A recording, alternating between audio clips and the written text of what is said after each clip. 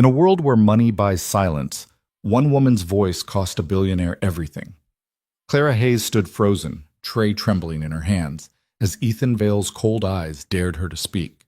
The contract sat between them, $50 million, a young man's dream, and a trap so perfect it would destroy him.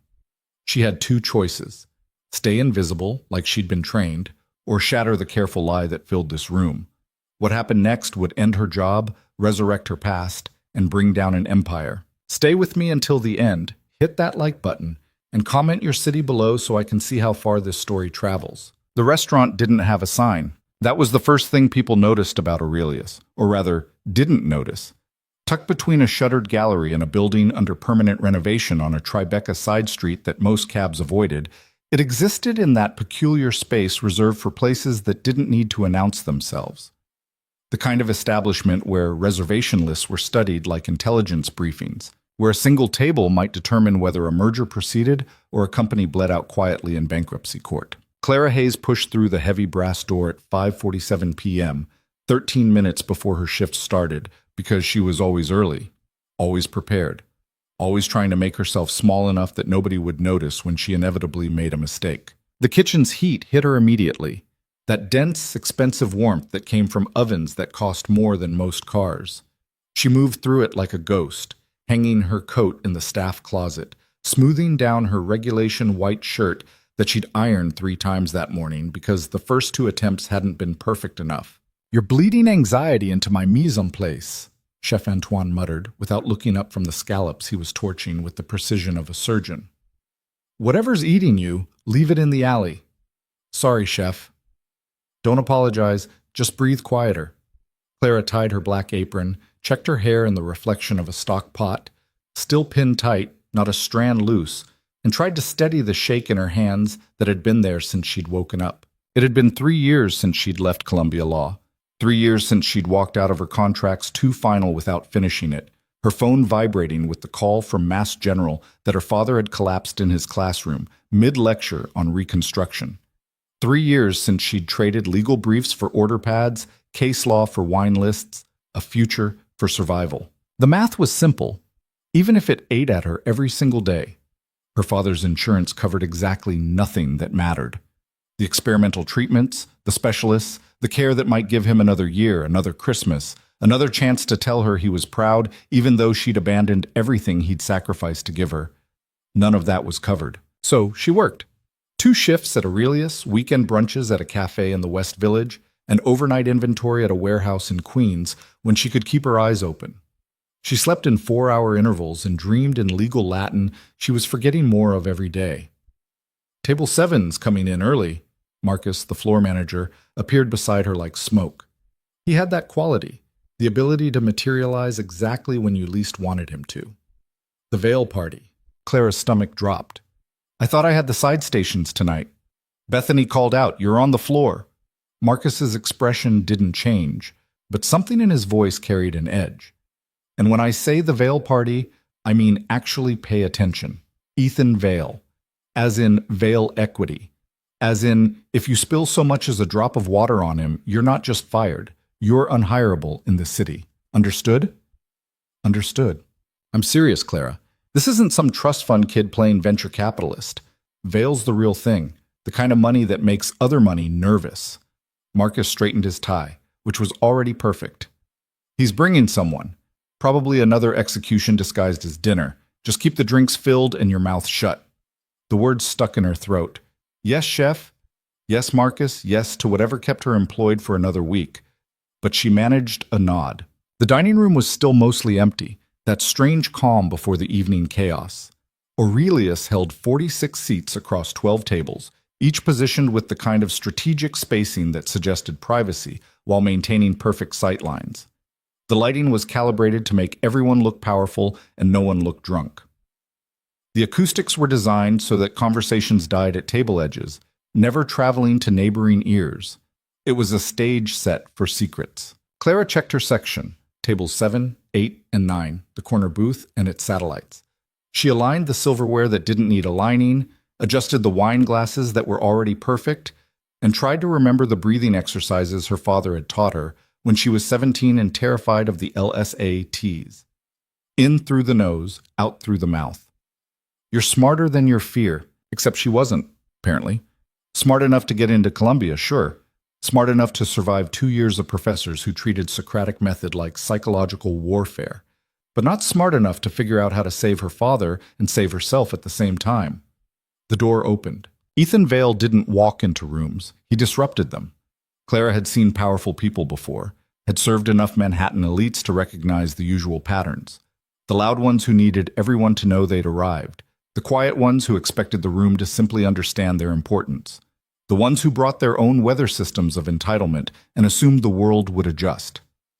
Vale was different. He was 32. She'd Googled him during her break yesterday when Marcus had first mentioned the reservation, but carried himself with the kind of certainty usually reserved for men twice his age. Tall, dark suit that probably cost more than her annual rent, and eyes that didn't scan the room so much as categorize it. Assess, calculate, dismiss. Behind him came a younger man, maybe 26, with the kind of nervous energy that radiated off him like heat shimmer. He clutched a leather portfolio against his chest like a shield. "Mr. Vale," Marcus materialized, all professional warmth that never reached his eyes. "Your usual table." "Thank you, Marcus." Vale's voice was quiet, controlled, the kind of quiet that made people lean in and listen harder. "This is David Chen. He'll be joining me." David Chen looked like he was walking to his own execution. His handshake with Marcus was damp, fumbling. His eyes darted around the restaurant as if mapping escape routes. Clara stayed back, professional distance, as Marcus led them to table 7. The corner booth, with its view of the entire room, its back to the wall. A position of power. "Your server will be with you momentarily," Marcus said, and vanished. Clara counted to 10, not too eager, not too slow, and approached with water glasses already filled. No ice because Vale's assistant had called ahead with specifications. Room temperature Evian, specific placement on the right side of the place setting, refreshed every 12 minutes or when reduced below 2/3. The details that separated Aurelius from everywhere else. "Good evening, gentlemen." She set the glasses down with hands she'd trained into steadiness. "My name is Clara. I'll be taking care of you tonight."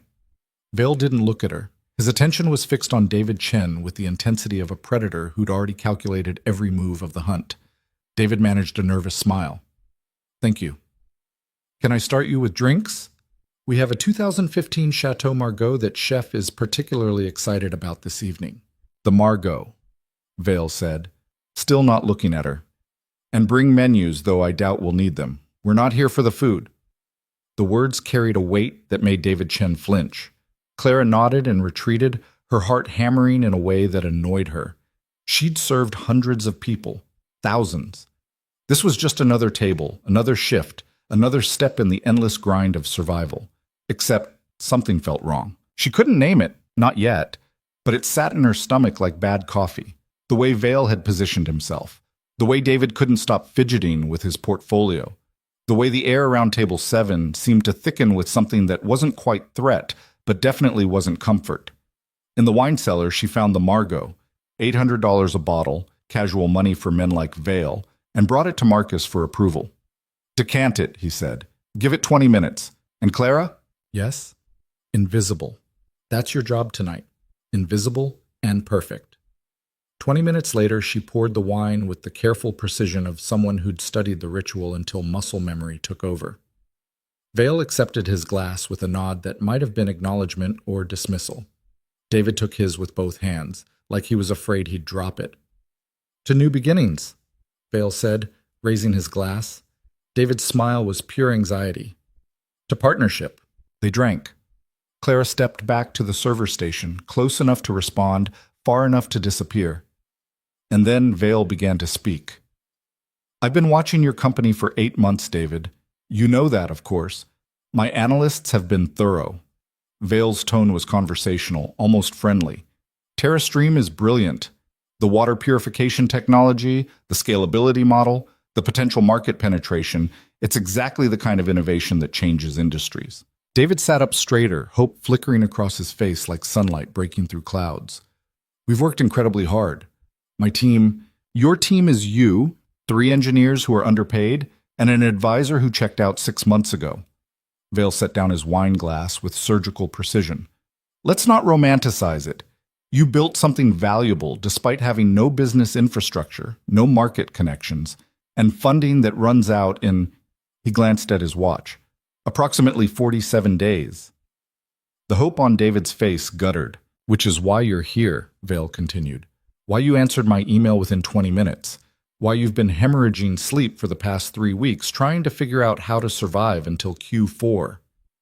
Clara, standing by the water station, felt her lawyer instincts twitch. There was a rhythm to Vale's words, a structure. He was building something, brick by brick, boxing David in with facts that couldn't be disputed. I'm offering you $50 million, Vale said, and let the number hang in the air like a blade. Full funding for the next development phase, access to my manufacturing partners in Southeast Asia, distribution networks across 14 countries, everything you need to take TerraStream from a garage project to a global solution. David's hands trembled. The portfolio on his lap seemed to be the only thing keeping him grounded. That's incredibly generous, Mr. Vale. It's business, David, not generosity. Vale leaned back, the leather booth creaking softly. I don't invest in ideas, I invest in returns. TerraStream has the potential to generate substantial returns. And in exchange? David's voice was barely above a whisper. A partnership agreement. Vale gestured, and Clara realized he wanted something. She approached, and he handed her a manila folder without looking at her. Clara, would you mind placing this on the table? She took the folder, set it between them, and retreated. David stared at it like it might explode. Standard terms, Vale said. You retain 30% equity. I take 60%. The remaining 10 goes into an employee pool for future hires. You maintain operational control for the first year with strategic oversight from my team. After year 1, we reassess based on performance metrics. The numbers sounded reasonable, almost generous even. Clara had studied enough corporate law to recognize the general structure. It was a fairly typical equity split for a Series A investment, maybe even weighted slightly in the founder's favor considering the desperation of his position.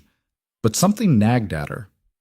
I'd like to have my lawyer review this, David said, touching the folder like it might burn him. Of course. Vale's smile didn't reach his eyes. Though I should mention I have 3 other water purification startups I'm considering. 2 of them are further along in development. I'm meeting with their founders tomorrow and Wednesday. David went pale. I see. I prefer to work with you, David. Your technology is superior. Your passion is evident. But passion doesn't keep companies alive. Capital does. Decisions do. Vale refilled David's wine glass, a gesture that might have seemed generous in any other context. My offer expires when I leave this table tonight. Clara felt her chest tighten. She'd seen this move before, in the contracts classes she'd abandoned. The artificial deadline, the manufactured urgency, the pressure designed to prevent due diligence, to force a decision before reason could intervene. That's not much time to... It's enough time to decide if you want to save your company or watch it collapse. Vale's voice never rose, never hardened. That was the remarkable thing. He could eviscerate someone with the same tone he used to order wine. I'm offering you a lifeline, David. The question is whether you're drowning enough to grab it. The cruelty of it struck Clara like a physical blow. Not because it was loud or dramatic, because it wasn't. Because it was calculated. Because Vale had clearly done this before, many times, and had refined it to an art form. David opened the folder with shaking hands. Clara moved to refresh their water glasses, an excuse to get closer, to see. Her hands performed the mechanical task while her eyes scanned the document David was now reading, his face growing paler with each page. The contract was dense, maybe 40 pages of legal language in 8-point font, designed to be intimidating, impenetrable. To make someone like David, brilliant with technology, ignorant of corporate law, feel stupid and overwhelmed. She caught fragments as she poured. Standard boilerplate on the first few pages. Definitions, representations, warranties. Nothing unusual. But then, buried on page 17, a clause that made her breath catch. Section 8.3, acceleration upon qualified triggering event. Her eyes moved faster, her legal training kicking in despite the years of rust. The language was deliberately obscure, wrapped in layers of defined terms that referenced other sections. But the structure was clear once you knew how to read it. If TerraStream's valuation increased by more than 300% within the first 5 years, a threshold that any successful startup would easily cross, a qualified triggering event would occur. And upon that event, Vail's equity position would automatically adjust from 60% to 85%. David's 30% would collapse to 15%.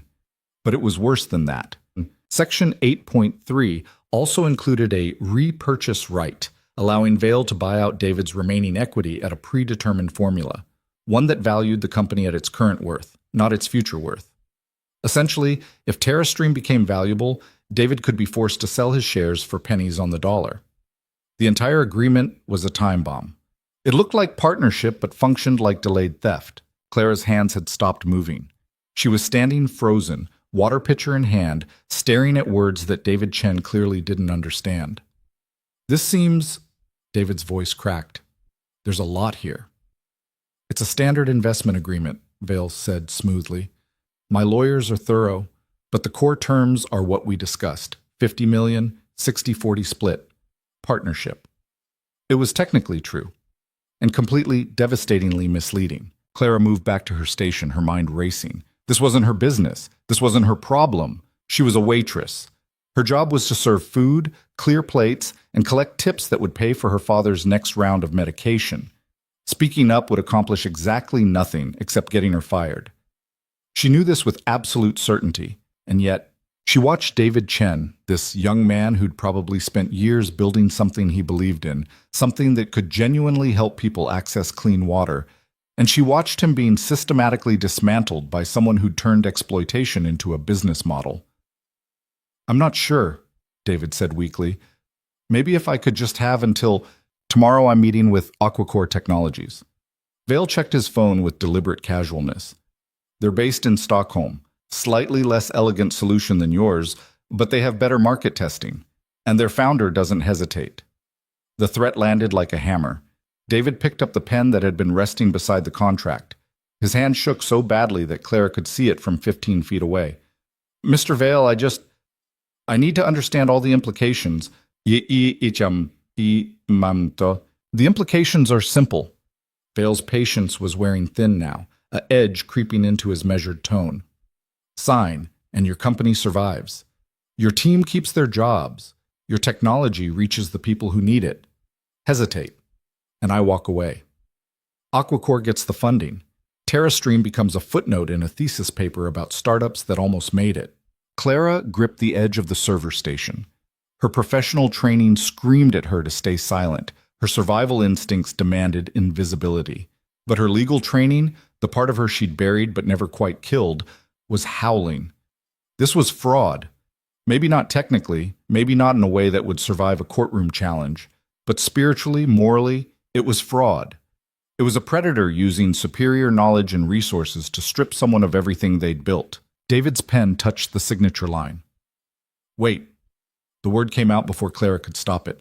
Quiet, but in the careful acoustics of Aurelius, it carried. Every head in the restaurant turned. Marcus, halfway across the room, froze. Chef Antoine, visible through the kitchen window, stopped mid-motion.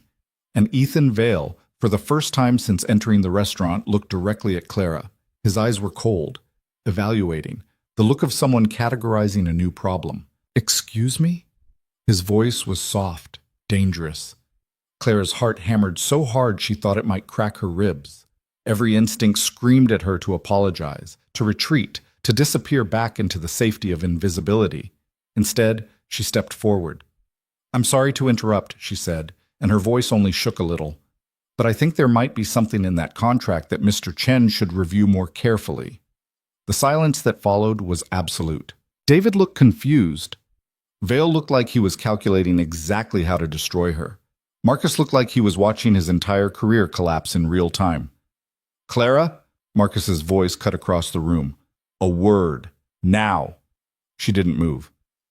Section 8.3, she said, looking at David, not Vail. The acceleration clause? You should read it very carefully before you sign anything. Vail stood up slowly. He was tall. She hadn't realized quite how tall until he was standing, looking down at her with an expression that mixed fury and something that might have been curiosity. And you are? He asked quietly. No one, Clara said. Just someone who happened to notice. Clara is our server. Marcus had materialized beside her, his hand on her elbow, gripping hard enough to hurt. And she's leaving, right now. Clara, you're finished for the evening. I'm trying to help. You're fired. Marcus's voice was flat, final. Collect your things, leave. But David Chen had picked up the contract now, flipping pages with sudden urgency. What acceleration clause? What does that mean? It means nothing, Vale said, his attention still fixed on Clara with laser focus. It's standard protective language that it means if your company succeeds, he takes most of it. Clara knew she was burning every bridge, knew she'd regret this in about 10 minutes, but the words kept coming anyway. The equity split he described isn't real. There's a clause that triggers if your valuation increases beyond a threshold, which any successful company would hit. When that happens, his percentage jumps to 85%. Yours drops to 50%. And then he can force you to sell your remaining shares at a formula that values the company at today's worth, not tomorrow's. David's face went white. Is that true?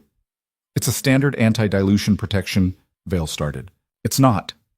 Clara's voice was stronger now, the rust falling away from her legal training like old paint. Anti-dilution clauses protect investors from future funding rounds. This is different. This is designed to trigger based on success metrics, and it fundamentally restructures the equity split you agreed to.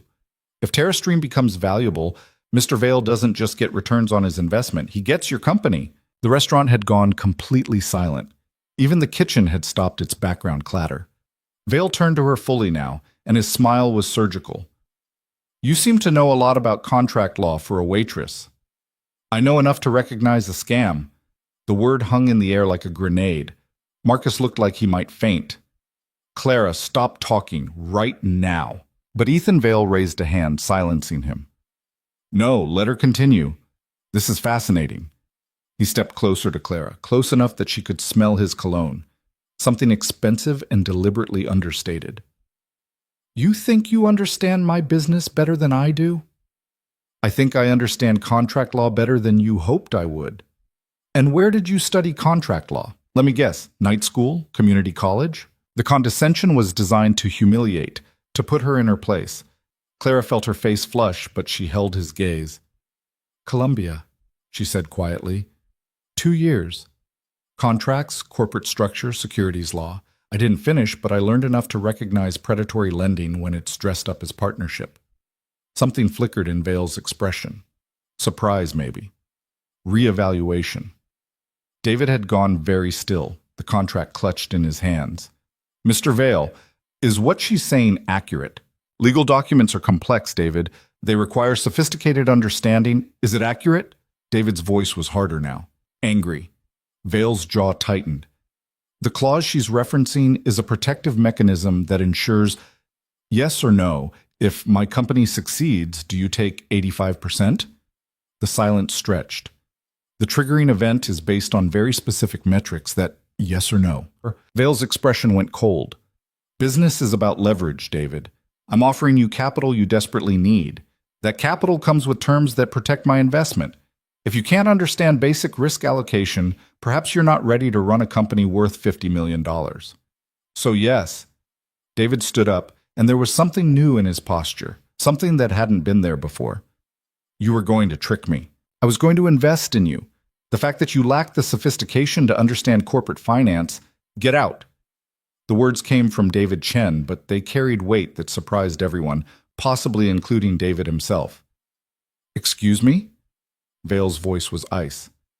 I said, get out. David picked up the contract and in one smooth motion, tore it in half.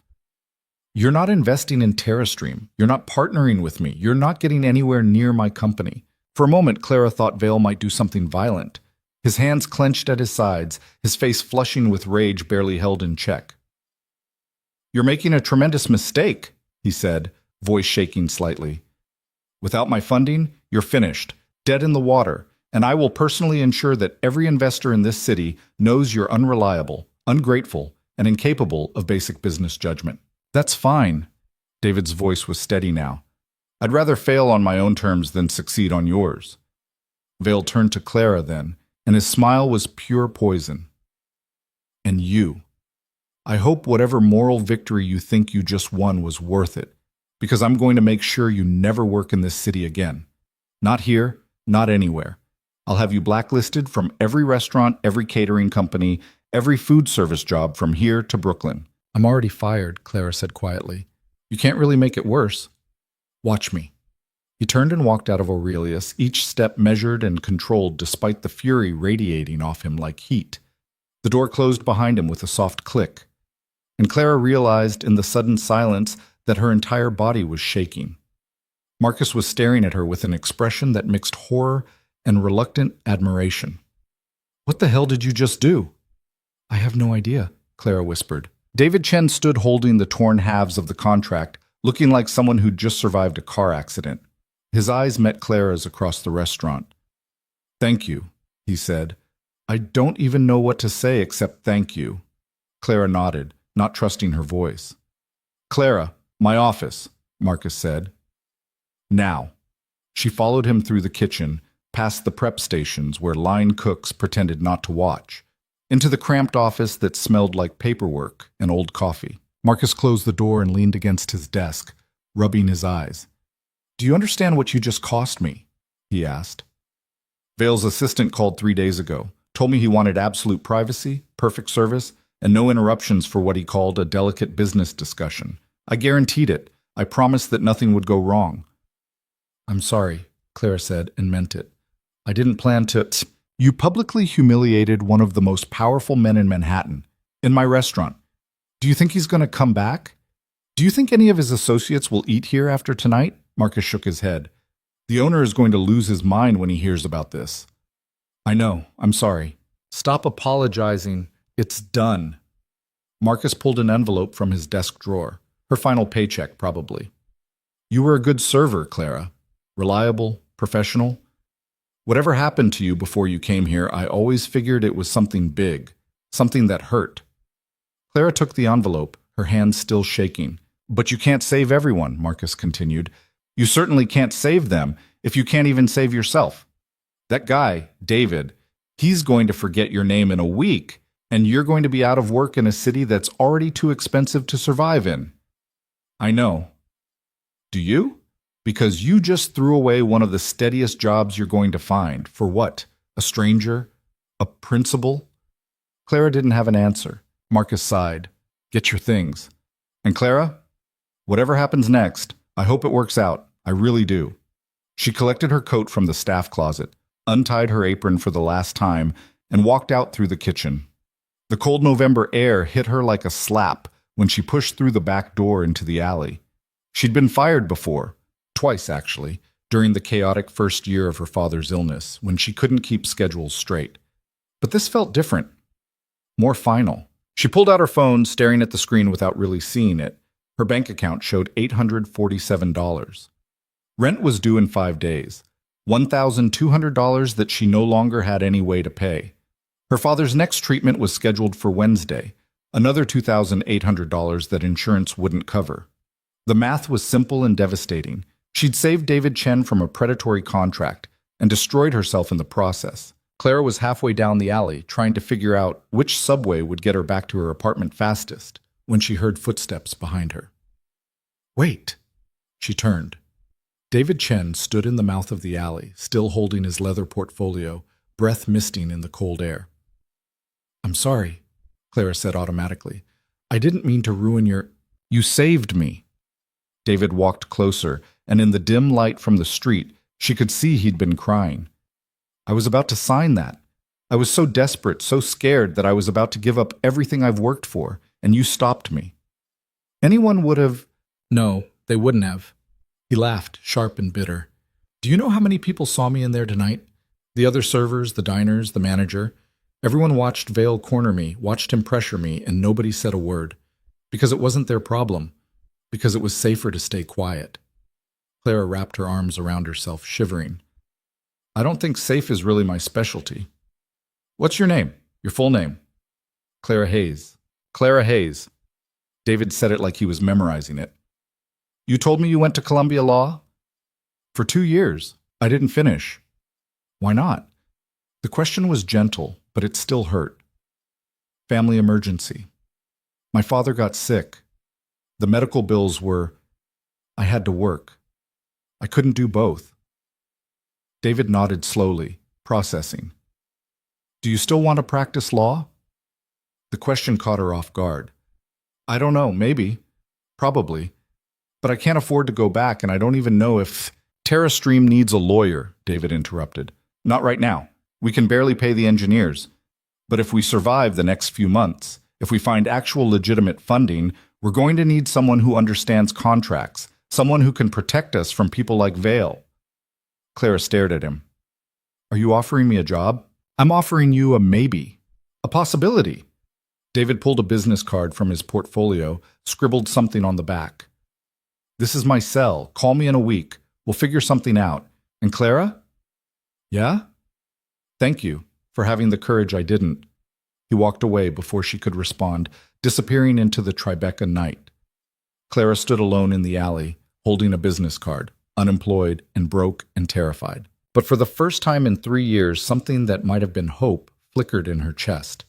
It wasn't much. It might not even survive until morning. But it was there. She put the card in her pocket and started walking. The subway ride back to Washington Heights took 43 minutes, and Clara spent every one of them staring at David Chen's business card like it might vanish if she looked away. The train was nearly empty at this hour. Just her, a couple of teenagers sharing earbuds, and a man in a security uniform sleeping against the window. The fluorescent lights flickered overhead, casting everything in that particular shade of exhaustion that only existed underground. She should have felt relieved, triumphant even. She'd stopped something ugly from happening, had used skills she'd thought were dead and buried to actually help someone. Instead, she felt hollowed out, scraped clean. Her phone buzzed. A text from her roommate, Jess. Rent's due Friday. You good? Clara typed back, yeah, all set, and hated herself for the lie. The apartment she shared with Jess was a 4th-floor walk-up with water damage in the bathroom and a radiator that only worked when it felt like it. But it was $1,200 a month split 2 ways, which in Manhattan was practically charity. Jess worked as a paralegal at a firm in Midtown and had the kind of stable, sensible life that Clara had once been on track for. Before everything fell apart, she climbed the stairs slowly, each step reminding her that she'd been on her feet for 6 hours before the night had exploded. The hallway smelled like someone's attempt at cooking fish and failing. Their door stuck like it always did, requiring a specific combination of lifting and shoving that Clara had memorized through repetition. Jess was on the couch, laptop open, still in her work clothes, minus the heels that sat abandoned by the door. You're home early, she said without looking up. Slow night? Clara hung her coat on the hook that was slowly pulling out of the wall. Something like that. There's leftover pad thai in the fridge if you want. Jess looked up and stopped mid-sentence. What happened? Nothing. I'm fine. Clara, your face is doing that thing where you're trying to hold it together and failing. What happened? Clara sat down on the opposite end of the couch, suddenly exhausted in a way that went beyond physical. I got fired. What? Why? I stopped a billionaire from screwing over some kid with a predatory contract in the middle of dinner service, very loudly. Jess closed her laptop slowly. You're joking. I'm really not. Clara, Jesus Christ, why would you... Jess stopped herself, took a breath. Okay, start from the beginning. So Clara told her. The whole thing, from Ethan Vale's arrival to David Chen's torn contract, to Marcus's quiet disappointment as he'd handed her the final paycheck. Jess listened without interrupting, her expression cycling through disbelief, horror, and something that might have been reluctant admiration. That's the most incredibly stupid thing I've ever heard, Jess said when Clara finished. And also kind of amazing, but mostly stupid. I know. Do you? Because you just torched a steady job in an economy where people are fighting over barista positions. For a stranger, who you'll probably never see again. Clara pulled out David's business card. He gave me this, said maybe there'd be a job if his company survives. Jess took the card, examined it like it might be counterfeit. TerraStream Technologies, cute logo, very startup. She handed it back. Clara, you know what maybe means in startup world? It means no. It means he felt guilty for approximately 10 minutes, gave you his card to feel better about himself, and by next week he'll have forgotten you exist. Maybe. Definitely. Jess softened her tone. Look, I get it. You saw something wrong and you couldn't stay quiet. That's very you, very noble. But nobility doesn't pay rent. What are you going to do about Friday? Clara had been avoiding thinking about Friday. I'll figure something out. With what money? I have some savings. You have $800. I know, because you told me last week when you were trying to decide if you could afford your dad's next treatment. Jess leaned forward, elbows on her knees. I can cover your half this month, maybe next month too. But Clara, you need to find another job. Fast. The kindness in the offer made Clara's throat tight. I can't let you. You can and you will. We'll call it a loan. You can pay me back when you're a fancy corporate lawyer making 6 figures. Jess smiled, but it didn't quite reach her eyes. Just promise me you'll actually look for work. Real work. Not waiting for some startup kids maybe to turn into something real. Clara nodded, not trusting her voice. That night she lay in bed staring at the ceiling where a water stain had formed a shape that looked disturbingly like a face. Her phone sat on the nightstand, David's card propped against it. She should throw it away. Jess was right. Maybes from grateful strangers didn't turn into careers. They turned into awkward follow-up conversations where both parties pretended to remember each other before making polite excuses. But she didn't throw it away. The next morning, Clara woke to 17 missed calls from a number she didn't recognize. Her first thought was hospital. Something had happened to her father. Some new crisis, some complication that insurance wouldn't cover and she couldn't afford. She called back with shaking hands. Clara Hayes? The voice was male, clipped, professional. This is James Whitmore. I'm an attorney with Morrison, Chase, and Heller. Her stomach dropped. Okay. I represent Ethan Vale. Mr. Vale has asked me to inform you that he intends to pursue legal action regarding your conduct last night at Aurelius Restaurant. Specifically, tortious interference with a business relationship, defamation, and… Wait, what? Clara sat up so fast her head spun. I didn't defame anyone. I pointed out a clause in a contract that you made false and damaging statements about my client's business practices in a public setting, causing significant harm to his reputation and resulting in the loss of a substantial investment opportunity. Clara's legal training kicked in, rusty but functional. The statements weren't false. The acceleration clause was real. I can prove whether the clause existed is irrelevant. You had no standing to involve yourself in a private business negotiation. You exceeded your role as service staff and caused measurable financial damage to my client. Is this a joke? I assure you it's not. Mr. Vale takes his reputation very seriously. Whitmore's tone suggested he'd had this conversation before, many times. We're prepared to file suit unless you agree to certain terms. What terms? A public apology, issued both verbally and in writing, acknowledging that you overstepped your bounds and mischaracterized Mr. Vale's business practices. Additionally, you'll sign a non-disparagement agreement preventing you from discussing the incident with anyone, including media outlets or social media platforms. Clara laughed. It came out sharper than she'd intended. You're threatening to sue me unless I apologize for telling the truth?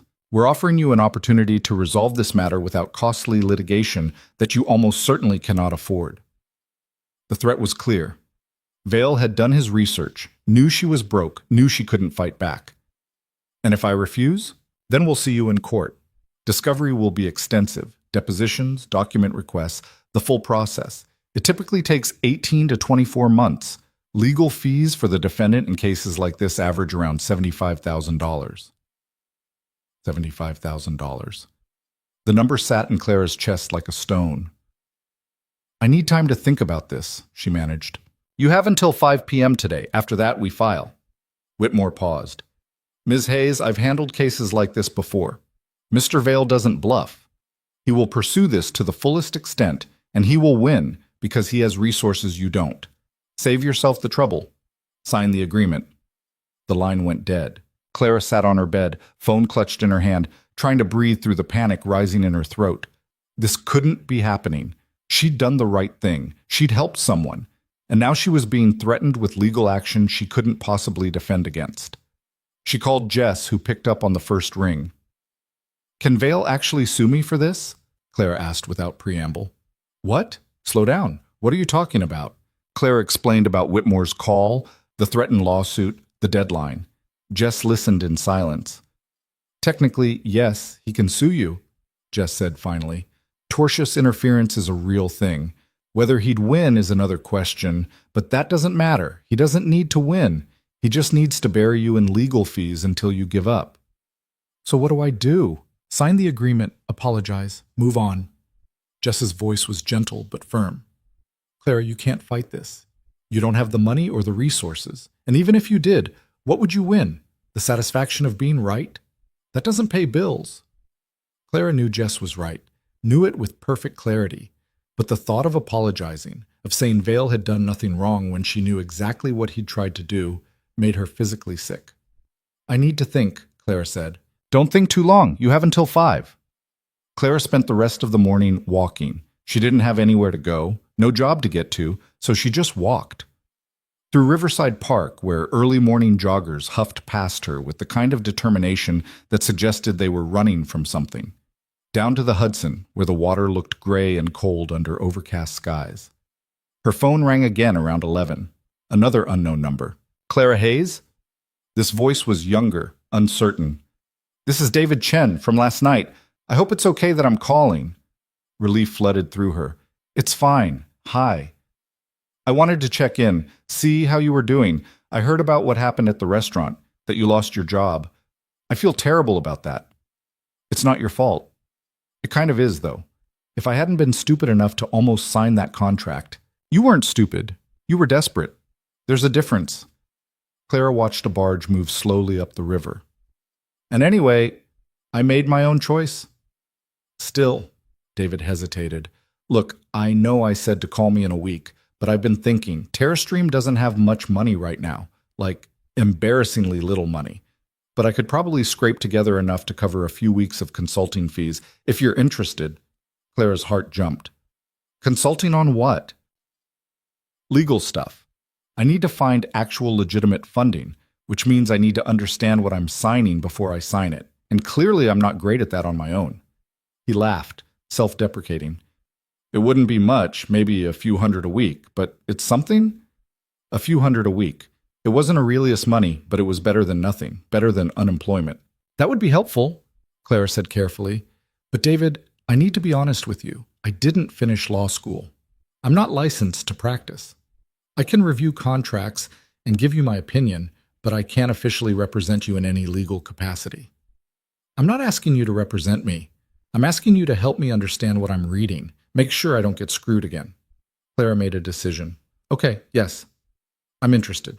Great. Can you come by the office tomorrow? I use the word office loosely. It's actually a co-working space in Brooklyn that I rent by the hour. But we can sit down, I'll show you what I'm working with, and we can figure out next steps. I'll be there. David gave her the address, and they hung up. Clara stood by the river, phone in hand, feeling like maybe she could breathe again. Then her phone buzzed with a text from the same number that had called that morning. This is James Whitmore, confirming you received my earlier message. Agreement must be signed by 5 p.m. or we file suit. Please acknowledge. The brief moment of relief evaporated. She had a choice to make. Sign Vale's agreement, apologize for telling the truth, and accept whatever work David could offer. Or refuse, get sued, and watch everything collapse under legal fees she couldn't pay. There was no good option, just varying degrees of bad. Clara texted back. Received, still considering. The response came immediately. Don't take too long. Clock is ticking. She went to visit her father that afternoon. He lived in a care facility in the Bronx that was clean and competent and absolutely crushing in its monthly cost. The experimental treatment he was receiving, an immunotherapy trial for the aggressive form of MS that was slowly stealing his ability to walk, to speak, to exist without pain, wasn't covered by his retirement insurance. Clara had been paying for it out of pocket, draining the small savings he'd built up over 30 years of teaching history to high school students who mostly didn't care. He was in the common room when she arrived, sitting in the wheelchair he'd resisted for months before finally accepting he needed it. A book sat open in his lap.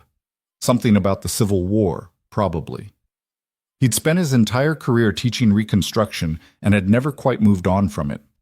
Clara. His smile was lopsided, his speech slightly slurred. The MS affected his facial muscles. Wasn't expecting you today. Had some free time. She sat in the chair beside him, took his hand. How are you feeling? Like garbage, but that's not new. He squeezed her fingers with what strength he had left.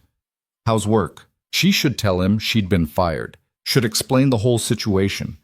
But looking at him, at what was left of the man who'd raised her alone after her mother died, who'd worked 2 jobs to save for her college education, who'd been so proud when she got into Columbia, she couldn't make the words come out. It's fine, she lied. Busy. You look tired. I'm always tired. That's not the same as being okay. He studied her with eyes that had spent decades reading reluctant students. Something's wrong. Nothing's wrong. Clara, I taught teenagers for 30 years. I know what lying looks like. She broke. Not dramatically, not with tears or confession, but quietly. I lost my job at the restaurant last night. He listened as she explained, his expression shifting from concern to understanding to something that might have been pride. You stood up for someone, he said when she finished. That takes courage. It was stupid. Jess is right. I can't afford courage. Nobody can afford courage. That's why it matters. He shifted in his wheelchair, wincing. When I was teaching, I had a student once, bright kid, scholarship potential, who got caught up in a cheating scandal. The whole class had access to a stolen exam, and they all used it, every single one. This kid knew it was wrong, but he also knew that not using it meant failing while everyone else passed. What did he do? Reported it. Got this whole class investigated. Made himself the most hated person in school. Her father smiled. Also got into Yale on early admission because his integrity essay was genuinely earned. Sometimes doing the right thing costs you. But Clara, if you only do right when it's convenient, you're not really doing right at all. Yale didn't have legal fees. No, but principals do. He squeezed her hand again. What are you going to do? I don't know. Yes, you do. You're going to tell that billionaire to go to hell, you're going to figure out a way to survive, and you're going to keep being the person I raised you to be. Clara felt tears prick her eyes. I can't afford a lawsuit, Dad. Then you'll lose, but you'll lose standing up. He touched her face, his hand shaking slightly. I've got maybe 2 years left if this treatment keeps working. Less if it doesn't. I don't want to spend that time watching you compromise yourself into someone I don't recognize. The treatment costs money I won't have if I get sued. Then I'll stop the treatment. Dad, I mean it. I'd rather die as myself than live watching you destroy yourself to keep me comfortable. His voice was firm despite the slur. You think I don't know what you've sacrificed? Law school, your future, everything you worked for. I see it every time you visit. And it kills me. I chose this. And now I'm choosing to tell you it's enough. Fight your fight, Clara. Win or lose, fight it. And stop using me as an excuse not to. They sat in silence for a while after that, just holding hands in the common room while other residents watched television or slept or stared at nothing in particular. When Clara left, she felt something settle in her chest. Not peace exactly, but clarity. It was 3:30 when she got back to Manhattan, an hour and a half until Whitmore's deadline. She went to a coffee shop she couldn't really afford, bought a latte she definitely couldn't afford, and sat down with her phone. First, she called David Chen. Hey, he answered on the second ring. Everything okay? I need to ask you something. Last night, when you tore up that contract, were you scared? Terrified. Still am, actually. I have no idea how I'm going to keep the company running. But you did it anyway. Because you showed me I had to. That sometimes the safe choice is actually the most dangerous one. He paused. Why are you asking? Clara explained about Whitmore's call, the lawsuit threat, the deadline. That's insane, David said when she finished. He's actually going to sue you for telling me the truth? Apparently. What are you going to do? I'm going to tell him no. I'm going to refuse to sign his agreement, and I'm going to let him sue me, and I'm probably going to lose everything. Clara surprised herself by laughing, which is objectively the stupidest decision I could make, but I think it's the right one. You're sure? Not even a little bit, but I'm doing it anyway. Then you're going to need a lawyer, David said. A real one. I can't afford. I know someone. Friend from college who went into corporate defense. She owes me a favor, and I'm calling it in. Let me reach out. David, I can't ask you to. You're not asking, I'm offering. You saved my company. Least I can do is try to save you from the consequences. After they hung up, Clara sat with her cooling latte and thought about courage, about principle, about the difference between what was smart and what was right. At 4:55 p.m., she called James Whitmore. "Ms. Hayes," he answered smoothly, cutting it close. "I'm not signing your agreement." Silence on the other end. Then, "I would strongly advise you to reconsider." "I'm sure you would, but my answer is no. If Mr. Vale wants to sue me for telling the truth, he can go ahead." "You understand what this means? The legal fees alone will bankrupt you." "Probably, but at least I'll be bankrupt with a clear conscience." "That's remarkably naive." "Maybe. Or maybe it's the first smart thing I've done in 3 years." Clara felt strangely calm. "See you in court, Mr. Whitmore." She hung up before he could respond. Her phone immediately started buzzing with calls from the same number. She declined them all, blocked the number, and finished her latte. Jess called 10 minutes later. "Please tell me you signed the agreement," she said without preamble. "I didn't." "Clara, for the love of—" "Why?" "Because my dad's right. If I only do the right thing when it's convenient, I'm not really doing the right thing at all. Your dad is dying and on experimental treatment that costs a fortune. He's not exactly objective. He told me to stop the treatment if I needed to. Said he'd rather die as himself than watch me compromise into someone he doesn't recognize." Jess was quiet for a long moment. "That's either the most beautiful thing I've ever heard or the most manipulative." "It's both, but it's also true." Clara watched traffic move past the coffee shop window. "I can't apologize for this, Jess. I can't say Vale did nothing wrong when I know exactly what he tried to do." "So you're just going to let him destroy you?" "I'm going to fight. And probably lose, but at least I'll lose honestly." Another long silence. Then Jess sighed. "You're the most frustrating person I've ever met." "I know. I'm serious. You make terrible decisions, financially catastrophic decisions." "I know. And I'm still going to cover your rent, because you're also kind of inspiring in a deeply idiotic way." Clara felt tears prick her eyes again. "Thank you. Don't thank me. Just try not to get evicted before you figure out whatever comes next." That night, Clara couldn't sleep. She lay in bed scrolling through her phone, reading about Ethan Vale. There was a lot to read. He'd built his first company at 24, sold it for $80 million at 26, and used that money to launch Vale Equity. His track record was impressive. 32 successful investments, only 4 failures, an average return of 400%. He sat on boards, gave TED Talks, appeared regularly on financial news programs discussing market trends and startup ecosystems. And buried in the background, if you knew where to look, were the whispers. Founders who'd sold their companies to Vale and somehow ended up with nothing. Startups that had taken his funding and imploded within months. NDAs and settlements and carefully worded statements about mutual agreement to part ways. David Chen hadn't been Vale's first target, just his most recent. Clara dug deeper, following threads from one article to another, cross-referencing names and dates. A pattern emerged. Vale specialized in desperate founders, people backed into corners, running out of runway, willing to accept terms they didn't fully understand. And he was careful. Everything was technically legal, documented, signed. He just happened to be much better at reading contracts than the people signing them. She found an interview from 2 years ago where Vale discussed his investment philosophy. "Business is about leverage," he said, smiling at the camera with perfect teeth and empty eyes. "You find people who need something, and you give it to them. But you make sure the terms benefit you. That's not predatory. That's just smart." Clara screenshot the quote and saved it to her phone. Around 2 a.m., her phone buzzed with an email from an address she didn't recognize. The subject line read, Vale versus Hayes.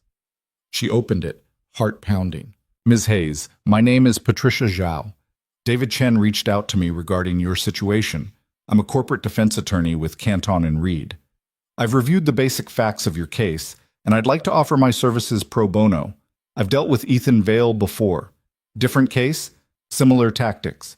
Please call me at your earliest convenience to discuss strategy. Best, Patricia." Clara read the email 3 times, trying to find the catch. Lawyers didn't work for free, especially not corporate defense lawyers at firms fancy enough to have 3 names. But David had said his friend owed him a favor. And maybe, just maybe, she wasn't completely alone in this. She replied, "Thank you. I'll call tomorrow morning." Then she finally fell asleep, phone clutched in her hand, feeling something she hadn't felt in a long time. Not quite hope. Not yet. But possibility. Patricia Zhao's office was on the 42nd floor of a building in the financial district that probably had better security than most government facilities. Clara had to sign in at 3 different checkpoints, get photographed twice, and wear a visitor badge that felt like it weighed 10 pounds. The reception area had floor-to-ceiling windows overlooking the harbor, furniture that looked like it belonged in a museum, and a receptionist who smiled with the kind of professional warmth that suggested she'd been trained extensively in making people feel simultaneously welcome and inadequate. "Ms. Hayes?" The receptionist's voice was honey over ice. "Ms. Zhao is ready for you. Conference room C, down the hall to your left." Clara followed the directions, her sneakers squeaking slightly on the polished marble floor. Everyone else in the hallway wore shoes that cost more than her entire outfit. She felt like an imposter, which was probably accurate. Patricia Zhao was younger than Clara had expected, maybe 35 with sharp eyes behind designer glasses and a handshake that could crack walnuts. "Clara, good to meet you." She gestured to a chair at a conference table that could seat 20. "Coffee? Water? Something stronger?" "Water's fine." Patricia poured from a carafe that probably cost more than Clara's security deposit, then sat down across from her with a legal pad and what looked like a 2-inch thick file. "So, Ethan Vale wants to sue you for telling the truth." Patricia's smile was knife-sharp. "That's very on-brand for him." "You've dealt with him before?" "Twice. Different cases, same playbook. He finds someone vulnerable, pressures them into a corner, and when they fight back, he buries them in litigation." Patricia flipped open the file. "The good news is that his cases are usually garbage, technically legal threats, but practically unwinnable. The bad news is that he doesn't care about winning. He cares about the process." Clara took a sip of water that tasted better than water had any right to taste. "I don't understand. He's not trying to win a judgment against you. He's trying to make your life so miserable and expensive that you give up. File a lawsuit, drag it through discovery, depose you 17 times, request every document you've touched in the last decade. Most people can't afford to fight that, so they settle. Sign an NDA, issue an apology, disappear." That's what his lawyer wanted me to do. Of course it is. James Whitmore's entire job is to make people fold before they ever see a courtroom. Patricia made a note on her legal pad. "But here's the thing about Vale's strategy. It only works if you're isolated. If you're fighting alone with no resources and no support, he wins by attrition. But if you have actual legal representation, someone who knows how to counter his tactics, the case falls apart pretty quickly. And you're offering to be that representation? Pro bono, which I'm sure seems suspicious." "A little bit, yeah." Patricia leaned back in her chair. "David Chen and I went to MIT together.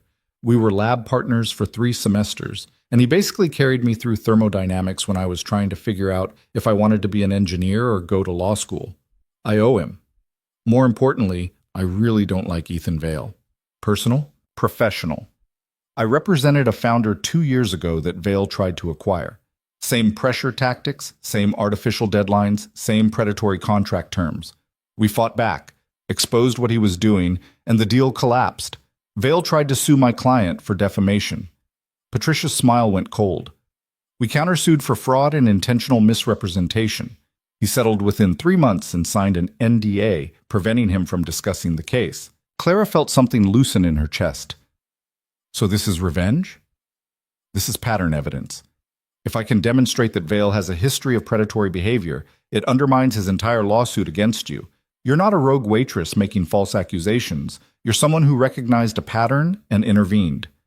Patricia tapped her pen against the legal pad. "But I need you to be honest with me about something." "Okay. Can you handle this? Because it's going to get ugly. Vale's going to come after you hard. He'll dig into your background, your finances, your personal life. He'll try to paint you as unstable, opportunistic, someone with an axe to grind. Discovery is going to feel invasive and humiliating. Depositions are going to be hostile. And there's a very real chance we lose anyway, because the law doesn't always care about what's right." Clara thought about her father in his wheelchair, about David Chen's torn contract, about 3 years of making herself small and invisible and safe. "I can handle it," she said. Patricia studied her for a long moment. "You sure? Because once we file a response, there's no backing out. You're committed." "I'm sure." "Then we fight." Patricia pulled out a stack of documents. "Let's start with what they've actually filed. The complaint alleges tortious interference, defamation, and intentional infliction of emotional distress. It's a kitchen sink approach. Throw everything at the wall and see what sticks. Our response needs to be surgical."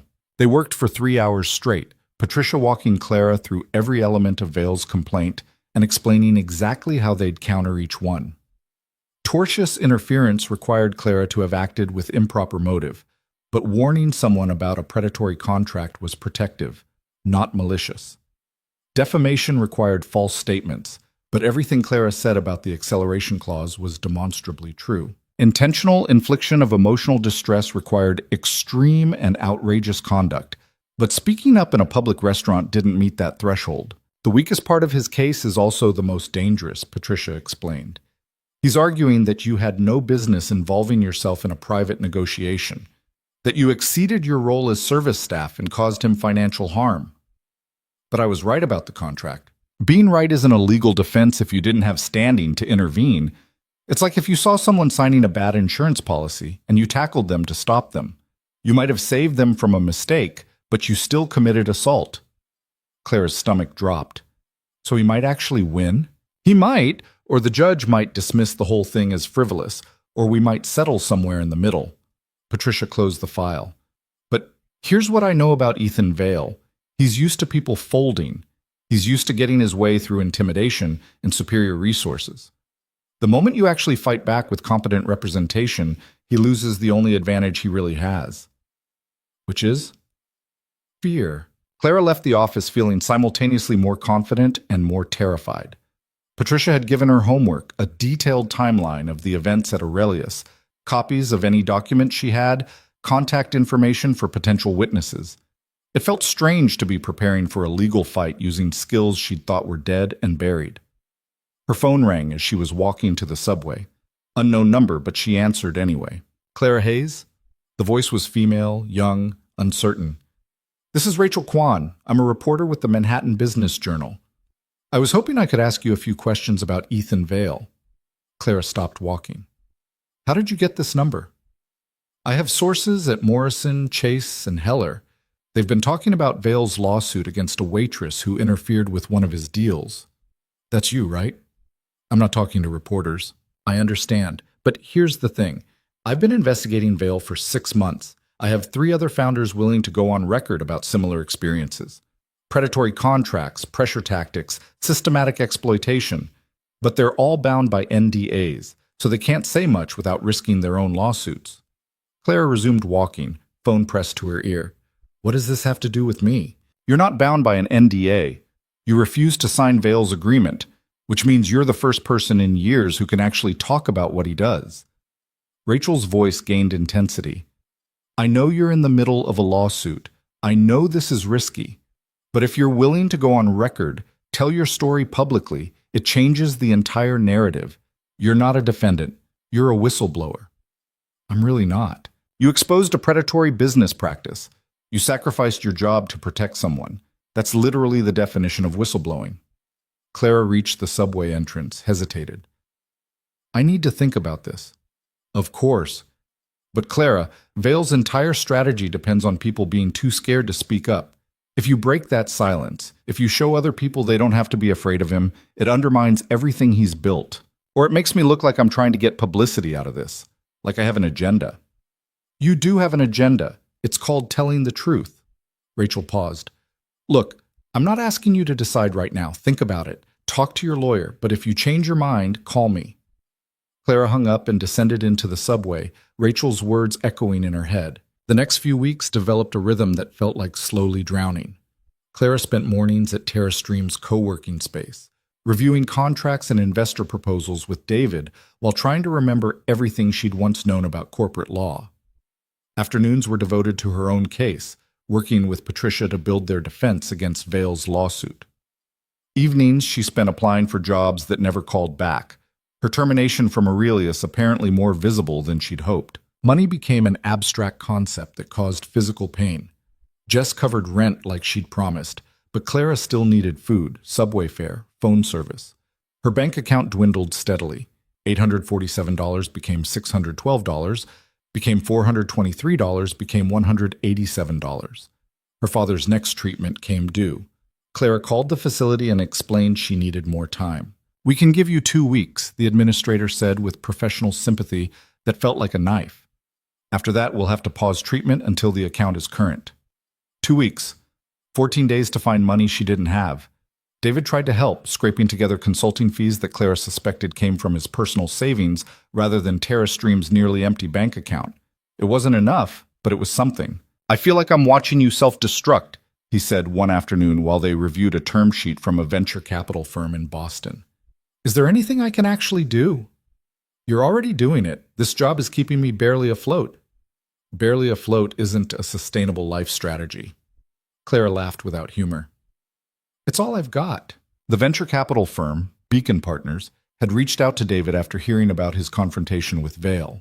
Apparently word traveled fast in startup circles, and a founder who'd publicly rejected Vail's offer was either admirably principled or commercially naive, depending on who you asked. Their proposed terms were cleaner than Vail's, but still aggressive.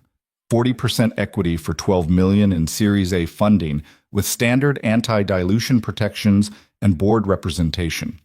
It was a real offer, professional and serious. "What do you think?" David asked, watching Clara's face as she read. "I think it's legitimate. The anti-dilution clause is industry standard, not predatory. Board representation makes sense given their investment size. The valuation seems fair based on where you are in development. But nothing. This is what a real investment offer looks like. You should take it." David sat back, ran his hands through his hair. "If I take this, I can hire you properly. Not consulting fees, actual salary, benefits, the whole thing." "David, I mean it. TerraStream needs a general counsel, someone who understands contracts and can protect us from people like Vail." "You're already doing the work. Let me actually pay you for it." The offer was tempting in a way that made Clara's chest ache. A real job, a salary, a future that didn't involve slowly starving while fighting a lawsuit she couldn't afford. "Let me think about it," she said. "What's to think about? Whether I'm qualified, whether I can actually do this without a law degree. You stopped me from signing away my company.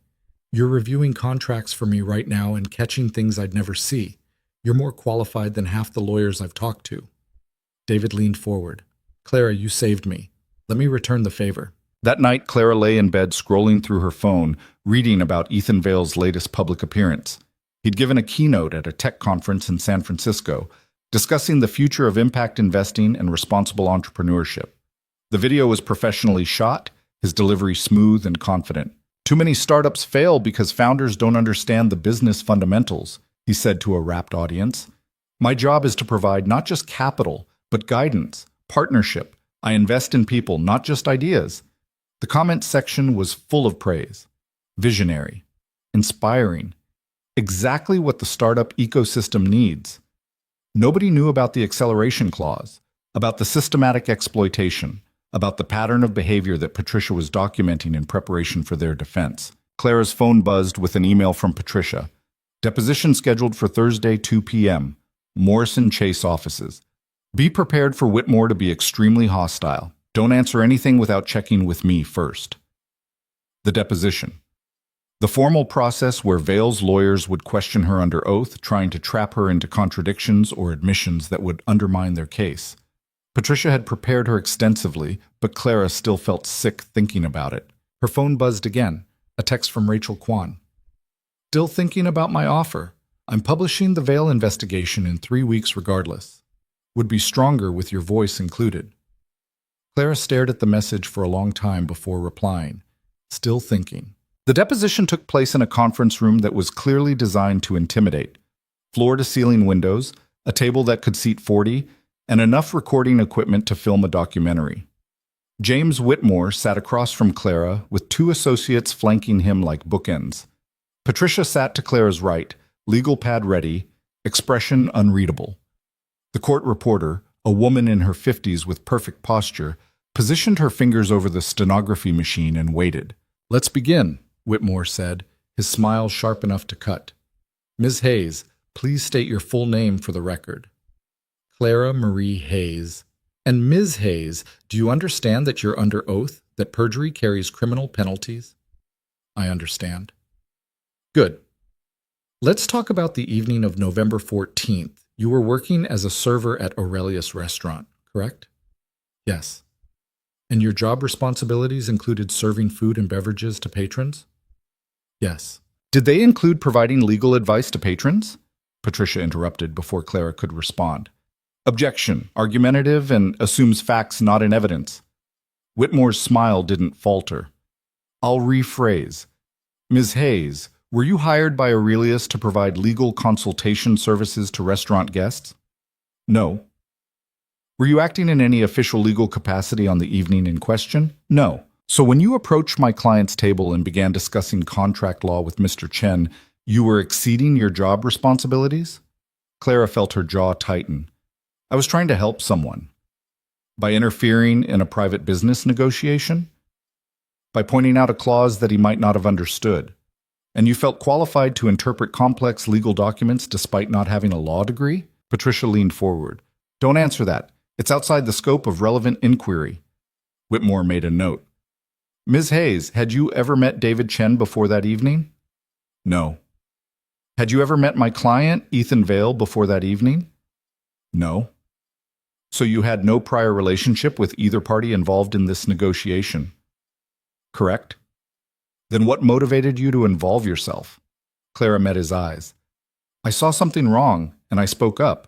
"You saw what you perceived as wrong, but you had no way of knowing the full context of the negotiation, did you?" "I knew what the contract said." "You read a 40-page investment agreement while serving tables?" "I read enough. Enough to form a professional legal opinion? Enough to accuse my client of fraud in a public setting?" "I never used the word fraud." Whitmore shuffled through his papers with deliberate slowness. "You told Mr. Chen that Mr. Vale was trying to trick him. Is that correct?" Clara glanced at Patricia, who nodded slightly. "I told him the contract contained terms that weren't what they appeared to be." "In your expert legal opinion?" "In my observation as someone who studied contract law." "At Columbia, correct? For 2 years before dropping out?" The words landed like a slap. Patricia's hand tightened on her pen, but she didn't object. The question was technically relevant to establishing Clara's credentials. "I didn't drop out. I took a leave of absence for family reasons." "And never returned?" "No." "So you have no law degree, no bar admission, no formal legal credentials of any kind?" "No." "Yet you felt comfortable making definitive statements about the legal implications of a complex investment agreement." "I felt comfortable reading what was written in plain English and explaining it to someone who was about to sign away his company." Whitmore leaned back, satisfied. "Let's talk about what happened after your intervention. Mr. Vale left the restaurant, correct?" "Yes." "And you were terminated from your employment?" "Yes." "Have you found subsequent employment?" Patricia objected. "Relevance? It goes to damages and potential motives for Ms. Hayes' actions." The judge wasn't present for a deposition, so Patricia couldn't get a ruling, but she noted her objection for the record. Clara answered, "I'm working as a consultant." "For whom?" "TerraStream Technologies." Whitmore's eyebrows rose. "David Chen's company? The same David Chen you claim to have been protecting that evening?" "Yes." "So you intervened in his negotiation, cost my client a substantial investment opportunity, and then secured employment with Mr. Chen's company?" Whitmore's tone dripped with implication. "That seems remarkably convenient." "The consulting arrangement came after the incident." "How long after?" "A few days." "And how much is Mr. Chen paying you?" Patricia objected again. "This is fishing, and you know it, James. It's establishing potential financial motive for Ms. Hayes to interfere with my client's business relationships." Clara felt her face flush. "I'm not answering questions about my personal finances. You'll answer what the court compels you to answer." Whitmore made another note. "Let's move on. Ms. Hayes, have you spoken to any media representatives about this incident?" The question caught Clara off guard. She thought about Rachel Kwan's phone call, the voicemail messages she'd ignored. I've been contacted by reporters. I haven't given any interviews. But you've been contacted? How many times? I don't know. A few. And what did these reporters want to discuss? The incident at Aurelius. Mr. Vale's business practices. His business practices? Whitmore leaned forward. So you've been discussing my client's confidential business methods with media representatives? I just said I haven't given interviews. But you've discussed it? Even if not for publication? Patricia's hand came down on the table. Okay, we're done. This is harassment, not discovery. Unless you have relevant questions about the specific incident in question, we're terminating this deposition. Whitmore smiled. I have plenty of relevant questions, like whether Ms. Hayes has a history of inserting herself into situations where she doesn't belong, whether she has a pattern of overestimating her expertise, whether her financial desperation made her susceptible to manipulation by Mr. Chen. You're building a narrative, not seeking facts. Patricia stood up. We'll see you in court, James. This deposition is over. They left Morrison Chase's offices in tense silence. Patricia didn't speak until they were in the elevator, descending toward the lobby. That was ugly, she said finally. I know. He's going to paint you as an opportunist who saw a chance to get hired by David and took it. Consequences be damned. Is that what you think? Patricia looked at her. I think you saw someone about to make a catastrophic mistake and you stopped it. But what I think doesn't matter. What we can prove matters. Outside, the November wind had teeth. Clara pulled her coat tighter and tried to breathe. How bad is this? She asked. Honestly, it's not great. The timeline of you getting hired by David after intervening in his deal with Vale, that's going to look suspicious to a jury. Whitmore's going to argue you had financial motive to sabotage Vale's investment. But I didn't know David would hire me. I didn't know anything except that the contract was predatory. I believe you. But belief isn't evidence. Patricia flagged down a cab. We need something that establishes Vale's pattern of behavior. Something that shows you weren't just a random server with delusions of legal expertise, but someone who genuinely recognized a predatory practice. Your case from 2 years ago is sealed under NDA. I can't use it without violating my own settlement agreement. Patricia's expression was grim. We need something else. Something public. Clara thought about Rachel Kwan, about the investigation that was publishing in 3 weeks regardless of whether Clara participated, about the 3 founders willing to go on record despite their NDAs. What if there was media coverage? She asked slowly. An investigation into Vale's business practices that came out before the trial. Patricia's eyes sharpened. That would change the entire context. You wouldn't be a lone voice making accusations. You'd be someone whose concerns were validated by investigative journalism. Would it be enough? It might be. Depends on how solid the reporting is. Patricia studied Clara's face. You've been contacted by a reporter, haven't you? Yeah.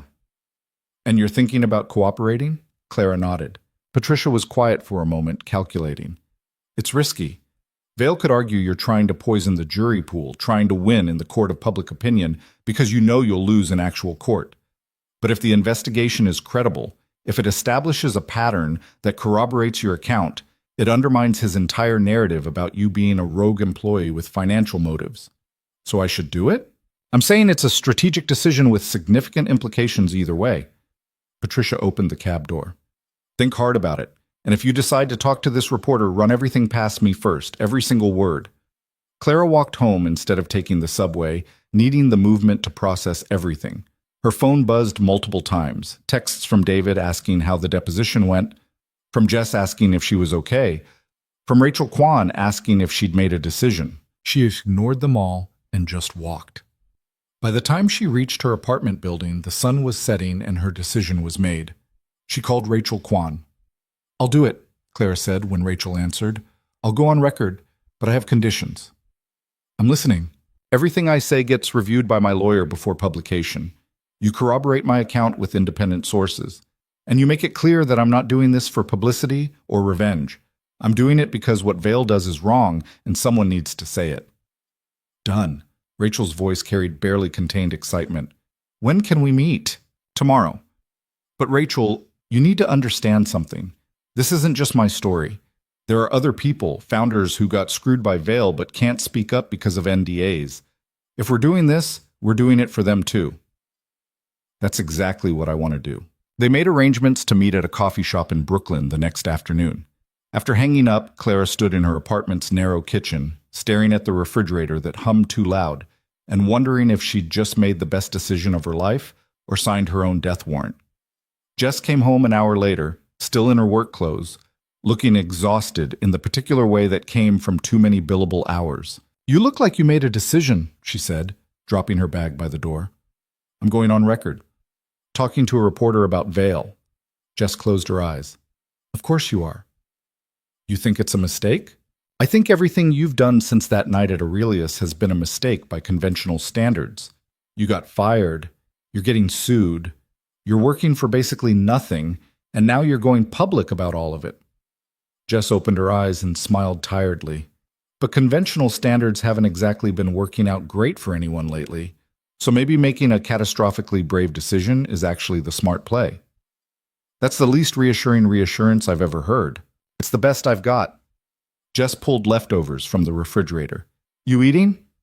They ate together in companionable silence, and Clara felt grateful for the 100th time that Jess had somehow decided her disaster of a roommate was worth keeping around. Her phone buzzed one more time. A text from her father. "Heard about the deposition from Patricia. She called to check if I could be a character witness. Told her absolutely yes. Proud of you, kiddo." Clara felt tears prick her eyes and blinked them back. Tomorrow she'd meet with Rachel Kwan and tell her story. Next week, Patricia would file their formal response to Vale's lawsuit. The week after that, David would hopefully close the deal with Beacon Partners, and TerraStream would have actual funding. None of it was certain. All of it could collapse. But for the first time since that night at Aurelius, Clara felt like she was moving forward instead of just surviving. It wasn't much, but it was something. The coffee shop Rachel had chosen was aggressively Brooklyn. Exposed brick, reclaimed wood tables, and a chalkboard menu featuring drinks with names like the Proletariat and Oat Milk Revolution. Clara arrived 10 minutes early and ordered a regular coffee that cost $6, because apparently that was normal now. Rachel Kwan was exactly what Clara had pictured. Mid-20s, sharp eyes behind tortoise-shell glasses, and the kind of energy that suggested she ran on caffeine and righteous anger. She had a recorder, 2 notebooks, and a laptop spread across the table before Clara even sat down. "Thanks for doing this," Rachel said, shaking Clara's hand with genuine warmth. "I know it's not easy. My lawyer made me promise to be careful about what I say. Patricia Zhao, right? I've read some of her work. She's good." Rachel opened one of the notebooks, pen ready.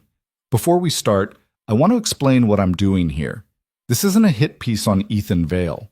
It's an investigation into patterns of predatory investment practices in the startup ecosystem. Vale is a major part of that story, but he's not the only part." Clara wrapped her hands around her coffee cup. "How many other people are you talking to?" 3 founders who took Vale's money and regretted it. 2 venture capitalists who've watched him operate. A former employee of Vale Equity who left after witnessing practices they couldn't stomach. Rachel looked up from her notes. "But they're all either bound by NDAs or speaking on background. You're the only person willing to go on record with a specific incident." "Lucky me." "I know it feels that way, but Clara, what you did at Aurelius, that matters. You saw something predatory happening in real time and you stopped it. That's rare." Rachel clicked her pen.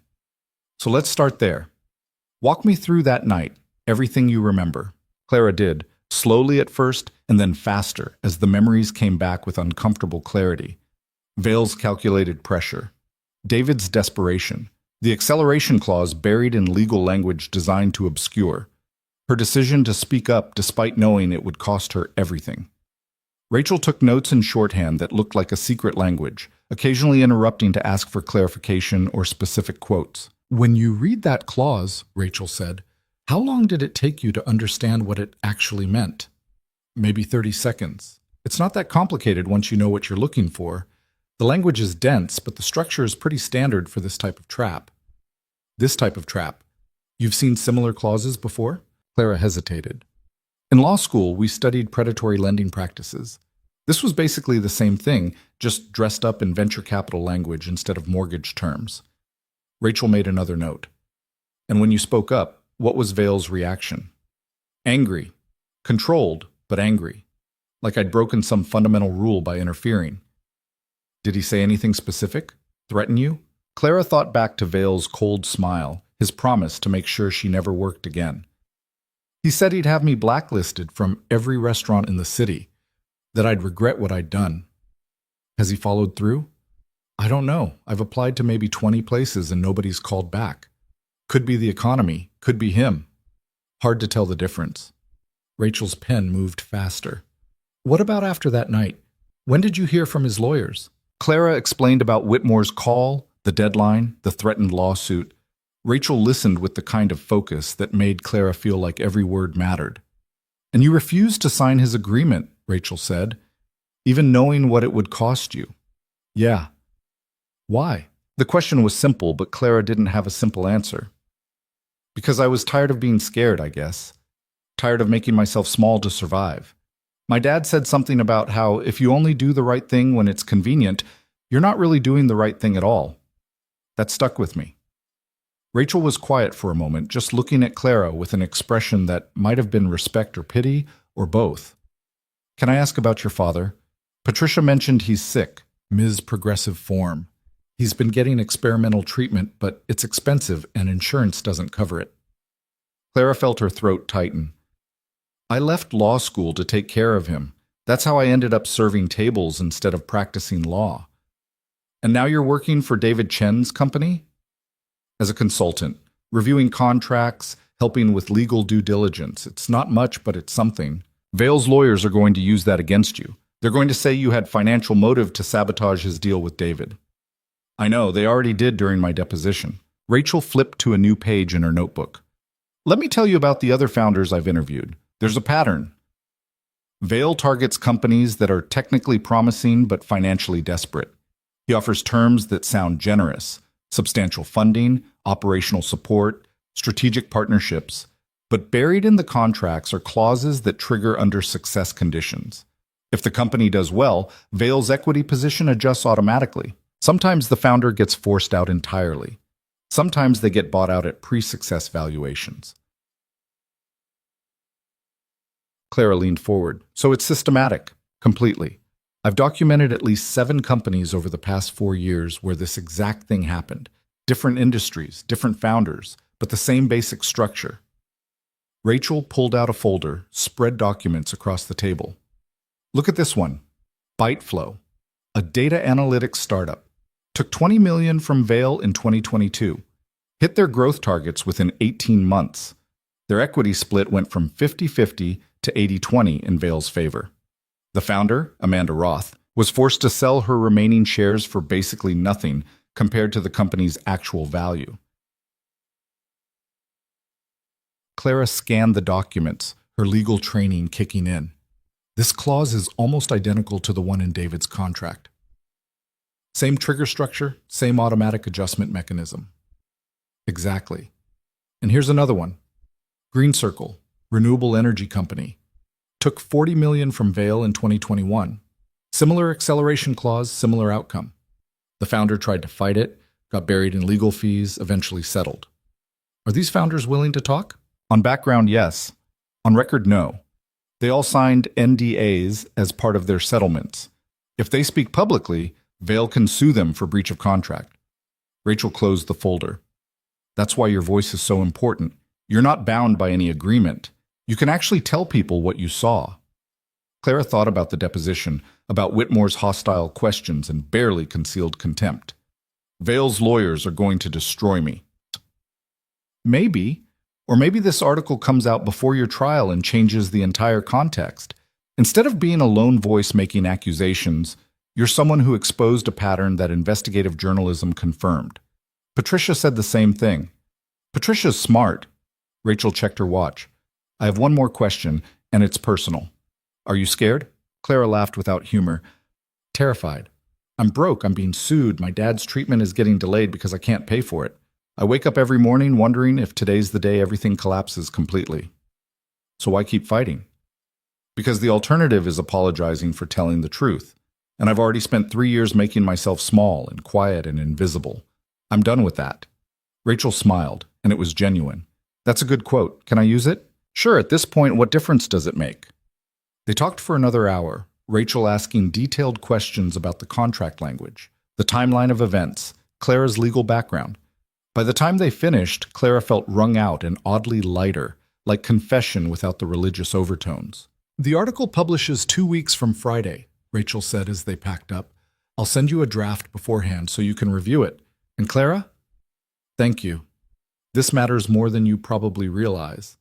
Clara walked back to the subway feeling like she'd just jumped off a cliff and wasn't sure yet whether she'd land safely or hit rocks. Her phone buzzed with a text from David. "Beacon Partners wants to meet next week.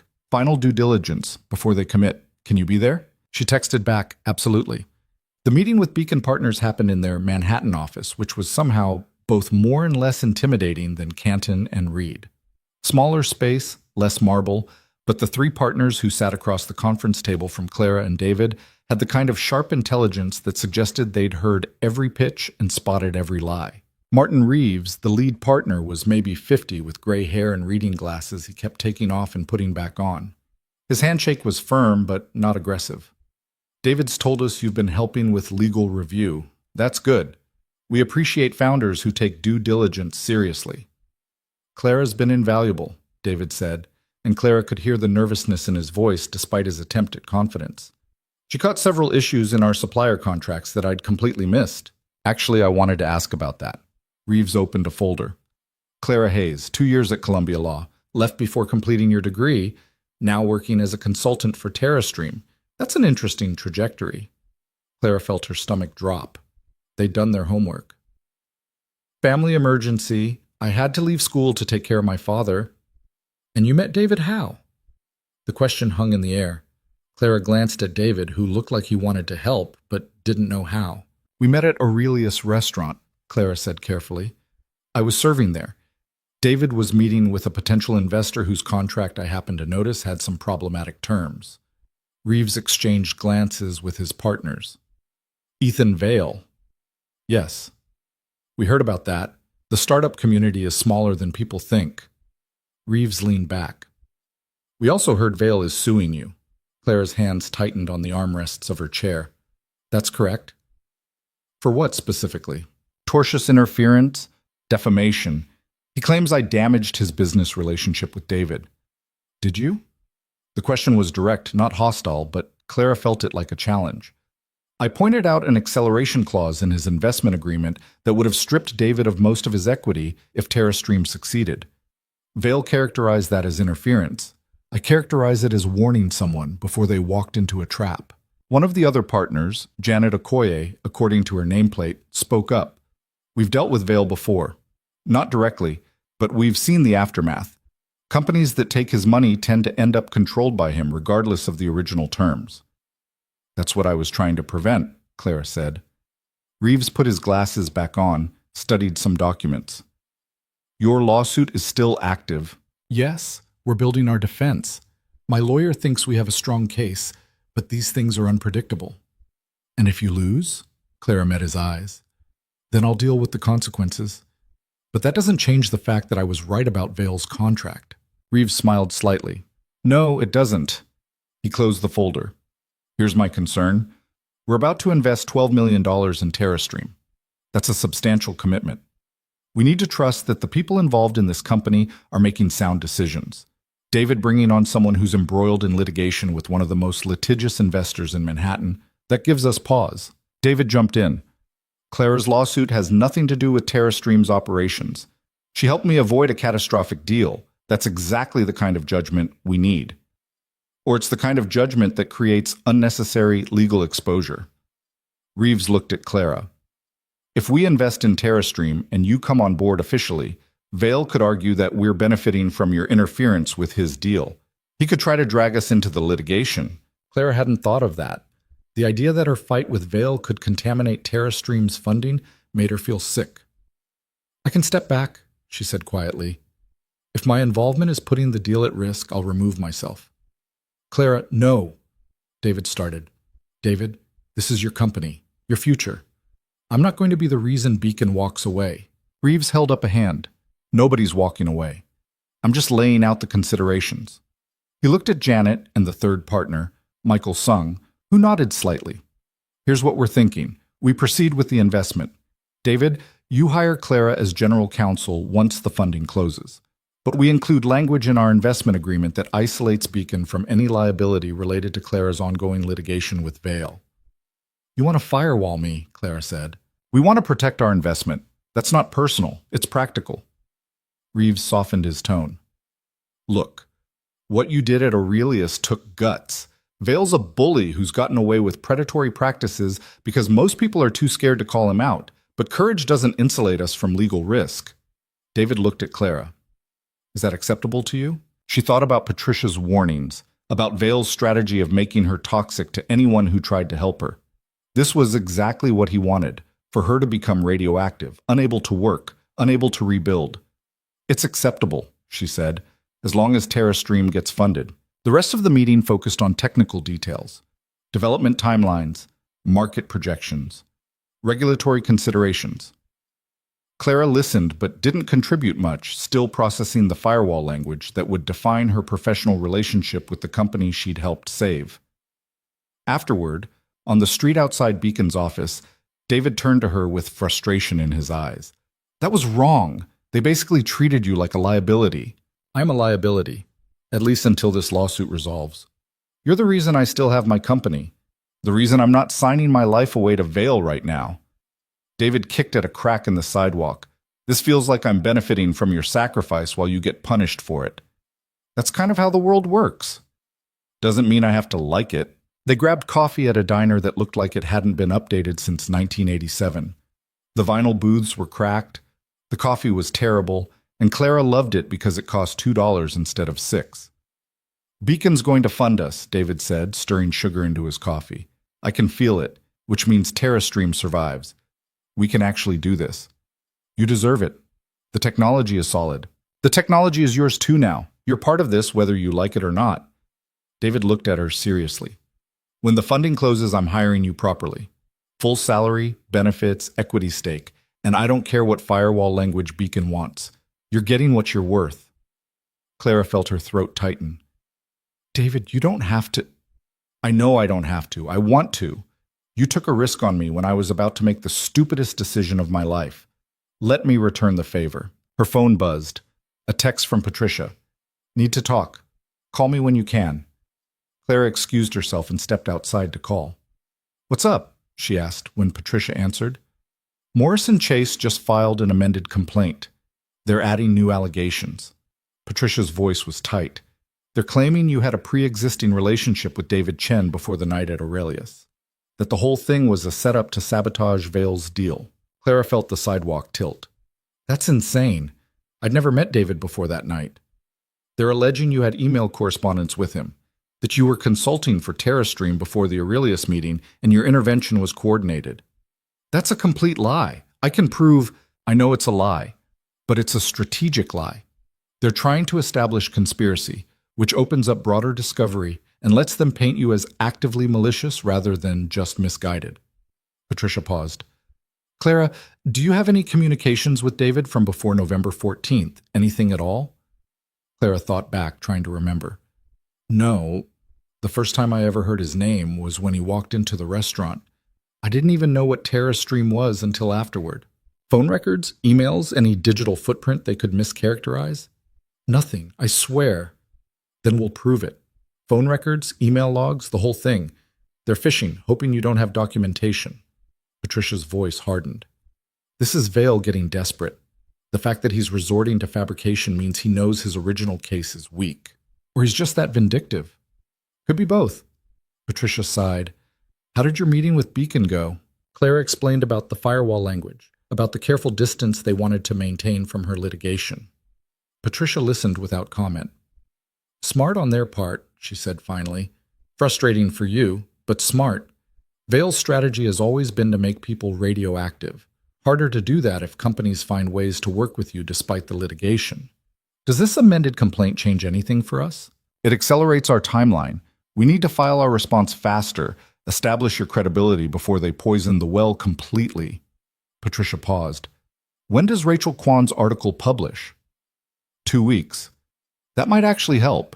If the article establishes Vale's pattern of predatory behavior before they can paint you as a conspirator, It undermines their narrative. Clara leaned against the diner's brick wall, watching traffic move past. I feel like I'm in a chess game where I don't know the rules. You're learning fast, and Clara? You're doing better than you think. Most people would have folded by now. After hanging up, Clara went back inside the diner. David looked up from his coffee, read her expression. More lawsuit problems? Vale's claiming we knew each other before Aurelius, that the whole thing was a setup. David's jaw dropped. That's completely... We can prove that's false, right? Yeah, but it's going to make everything messier. Clara slid back into the booth. I'm sorry. This is exactly what Beacon was worried about. Me bringing litigation drama into your company. Stop apologizing. Vale's the one creating drama. You're just refusing to lie down and take it. Clara's phone buzzed again. This time, it was a text from her father's care facility. Payment still overdue. Treatment paused until account current. Please contact billing. The words blurred as she read them. Treatment paused. Her father's experimental therapy, the thing keeping him mobile and coherent, stopped because she couldn't pay. I need to go, she said, standing up too fast. Clara, what's wrong? Nothing. I need to handle something. She left the diner without waiting for a response, walking fast with no destination in mind. Her bank account had $87. The overdue payment was $2,800. The math was simple and impossible. She found herself at a park, sitting on a bench, staring at her phone like it might spontaneously generate money. Around her, people walked dogs and pushed strollers and lived normal lives where medical bills didn't determine whether your father got to keep functioning. Her phone rang. Unknown number, which usually meant debt collector or scammer, but she answered anyway. Clara Hayes? The voice was female, older, professional. This is Eleanor Park. I'm the executive director of the Legal Aid Society of Manhattan. I hope you don't mind me reaching out directly. Clara's brain struggled to catch up. I'm sorry, I don't understand. I read a draft of Rachel Kwan's article. She gave me permission to contact you because I think we might be able to help each other. Eleanor's voice was warm but direct. The Legal Aid Society has been trying to build a case against predatory investment practices in the startup ecosystem for over a year. We have founders who've come to us after being systematically exploited, but most are bound by NDAs or can't afford to fight back. Your situation is different. You're already fighting, with one lawyer who's working pro bono and a defendant who has unlimited resources. Which is where we come in. The Legal Aid Society can provide additional legal support, research assistance, expert witnesses. We can't take over the case from Patricia Zhao. She's doing excellent work, but we can supplement her efforts. Clara's head was spinning. Why would you do that? Because your case has the potential to set precedent. If we can prove that Vale's investment practices constitute fraud or unconscionable dealing, it opens the door for other founders to challenge similar agreements. Your fight becomes their fight. I'm not trying to set precedent. I'm just trying to survive.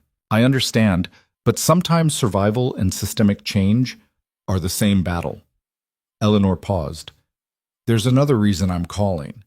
The Legal Aid Society has discretionary funds for people involved in public interest litigation who can't afford their normal expenses. It's not much, but we could potentially help with some of your immediate financial needs. Clara's breath caught.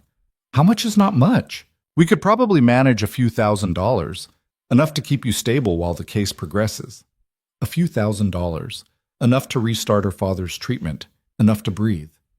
What would I have to do? Let us support Patricia's work. Agree to let our research team help build the case.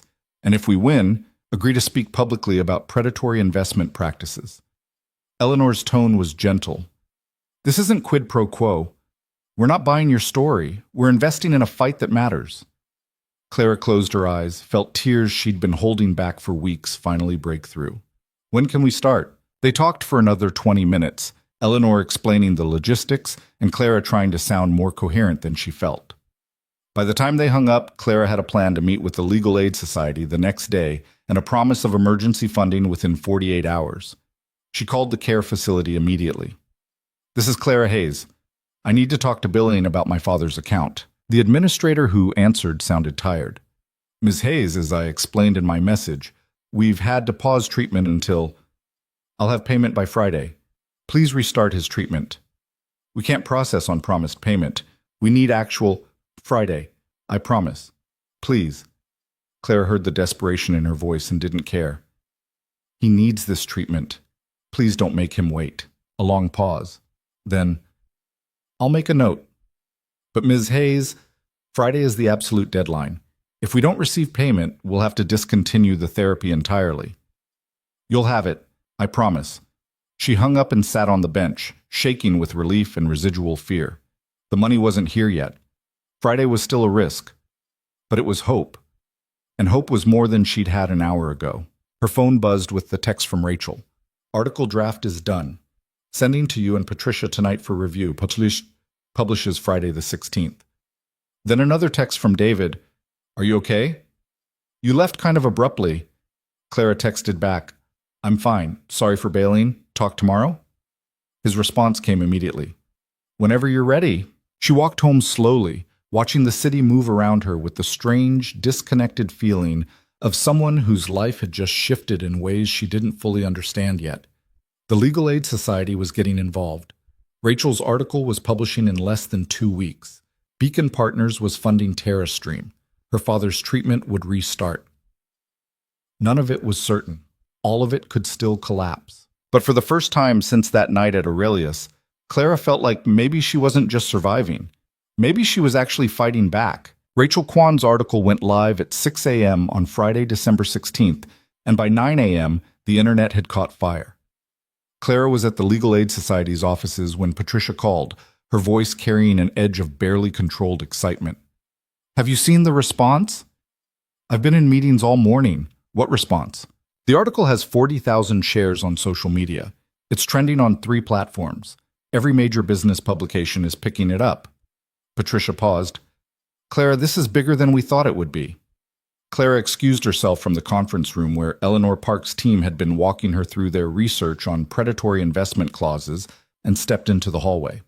She pulled up Rachel's article on her phone. The headline read, The Price of Desperation, How One Investor Built an Empire on Founder Vulnerability. Rachel had done exactly what she'd promised, made it about the pattern, not just Vail.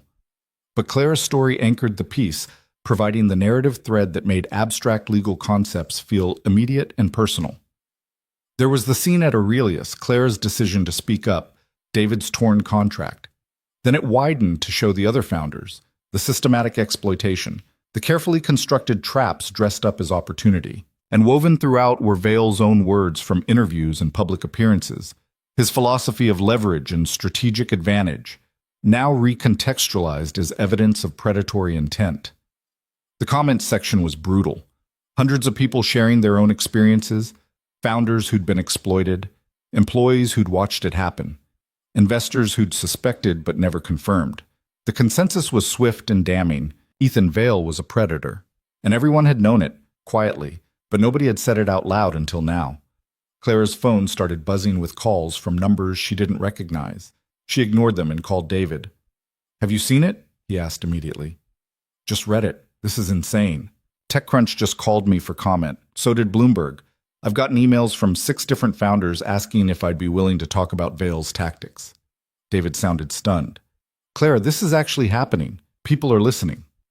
Are you okay with the attention? Are you kidding? This is the best possible outcome.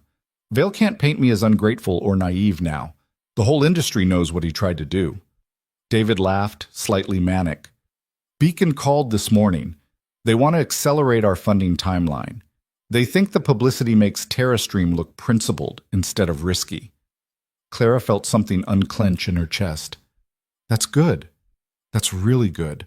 It's because of you, all of this. It's because of Rachel's reporting. It's because you were brave enough to go on record when everyone else was too scared. David's voice went serious. I'm never going to forget that. After they hung up, Clara stood in the Legal Aid Society's hallway, watching the article's share count climb on her phone.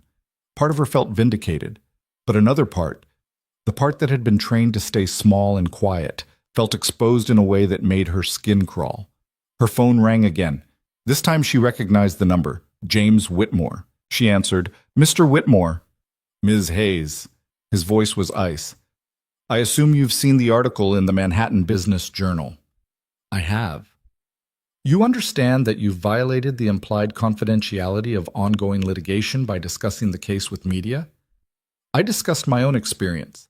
That's not a violation of anything.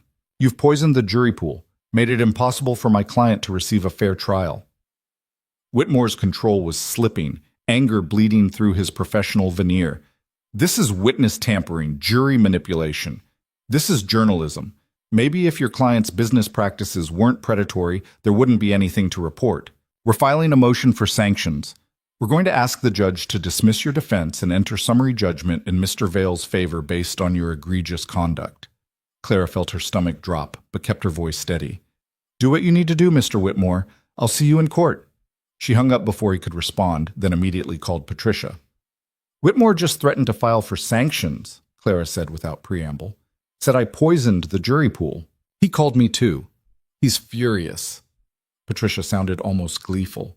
Clara, this is exactly what we wanted. He's emotional, he's reactive, and he's making strategic mistakes. A motion for sanctions based on you talking to the press?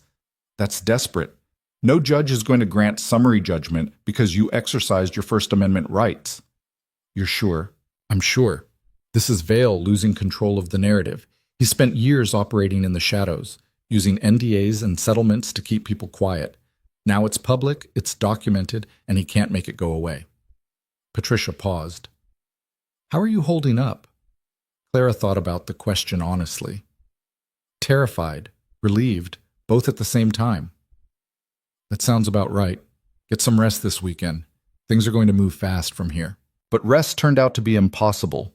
By Saturday morning, Clara's name was everywhere. Reddit threads dissecting the article.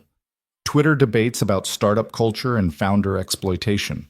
A TikTok video with 2 million views explaining predatory investment terms using Clara's intervention as the example. She'd become a character in a story she didn't fully control anymore. Some people painted her as a hero, standing up to corrupt power. Others called her an opportunist, someone who'd manufactured drama to get attention and a job.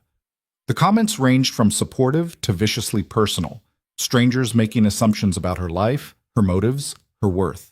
Jess found her on Sunday afternoon, sitting on their couch scrolling through her phone with the kind of obsessive focus that suggested she'd been doing it for hours. You need to stop reading that, Jess said, physically taking the phone from Clara's hands. It's not healthy. People are saying I orchestrated the whole thing, that I targeted Vale deliberately to create a scandal. People say a lot of stupid things on the internet. Doesn't make them true. Jess sat down beside her. How's your dad? Treatment restarted Friday. The Legal Aid Society came through with the funding. Clara leaned her head back against the couch. He called me yesterday. Said he read the article 3 times and cried. Happy crying, he clarified, in case I was worried. That's sweet. He also said he's proud of me for finally getting angry, that I spent too many years being afraid and it's good to see me fighting. Clara smiled tiredly. Classic dad. Turns my existential crisis into a teaching moment. Sounds like he raised you right. Clara's phone, still in Jess's possession, buzzed with an incoming call. Jess glanced at the screen. It's Patricia. Clara took the phone back. Hey, we need to talk. Patricia's voice was serious in a way that made Clara's stomach knot. Morse and Chase filed their motion for sanctions this morning, but they also filed something else, a motion to dismiss their own complaint. Clara sat up straight. What? They're dropping the lawsuit completely, with prejudice, meaning they can't refile. Patricia sounded like she was reading from a document. The filing cites changed circumstances and mutual agreement to resolve the dispute without further litigation. Mutual agreement? I didn't agree to anything. It's legal fiction. What it actually means is that Vale's firm realized they were going to lose and they're trying to exit before it gets worse. Patricia laughed, sharp and victorious. Clara, they're running. The article destroyed their narrative. They can't paint you as a rogue employee with an agenda when investigative journalism backs up everything you said. They can't claim you had improper motives when the pattern is documented across multiple companies. They folded. Clara couldn't process it. So it's over, just like that? Just like that.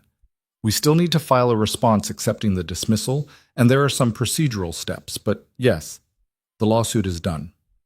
You won. The words didn't feel real. Clara had been bracing for months of litigation, depositions, discovery, trial. She'd prepared herself for the long fight, the expensive loss, the systematic dismantling of her credibility. And now it was just over. What happens to Vale? She asked. That's the interesting part. I've been getting calls all morning from other lawyers, other founders who read the article and want to explore their legal options. The ND. As that have kept people silent for years, some of them might not be enforceable if we can prove the underlying agreements were fraudulent. This could open the floodgates. Clara thought about Amanda Roth and the other founders Rachel had interviewed, bound by agreements that had silenced them even as they'd been systematically exploited.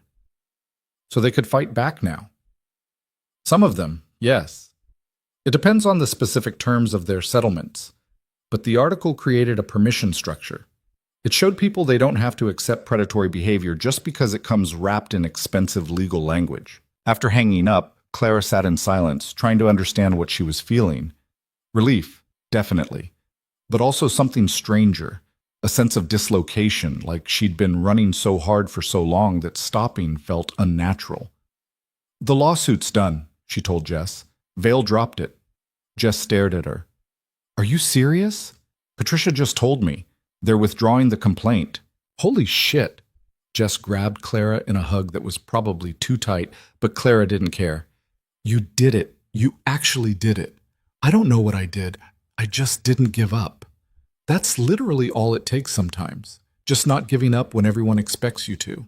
Monday morning brought news that spread through the startup community like wildfire. 3 of Vale Equity's board members had resigned. 2 major institutional investors had pulled their commitments from his fund.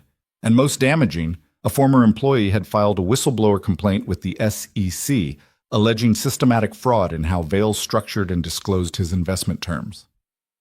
Ethan Vale's empire wasn't just cracking, it was collapsing. Clara watched it happen from TerraStream's office, where David had insisted she come help prepare for Beacon's final due diligence meeting. The co-working space had upgraded to an actual office now, small, but theirs. 2 engineers worked at standing desks, debugging code while David paced nervously. "Beacon's going to ask about the publicity," David said for the 3rd time. "How do I address it without sounding like we're capitalizing on drama?" "Tell them the truth, that we're focused on building good technology, and we're grateful that predatory investors are being held accountable." Clara looked up from the contract she was reviewing. "They already committed to funding you. This meeting is just procedural." "You don't know that." "I do know that. I reviewed their term sheet. The language is binding. They're locked in." One of the engineers, Sarah, who'd been with TerraStream since the beginning, looked over. "Is it true that Vale's fund is shutting down?" "That's the rumor," Clara said. "Nothing official yet." "Good. Guy's a parasite." Sarah went back to her code. "You did everyone a favor." Clara wasn't sure how to respond to that. She'd never set out to destroy anyone's career. She'd just tried to stop one bad contract from ruining one person's life. The fact that it had cascaded into something bigger felt both satisfying and uncomfortable. Her phone buzzed with a text from her father. "Saw the news about Vale. Your mother would have been proud." "I know I am." The reference to her mother, dead 15 years now from cancer they couldn't afford to treat properly, made Clara's throat tight.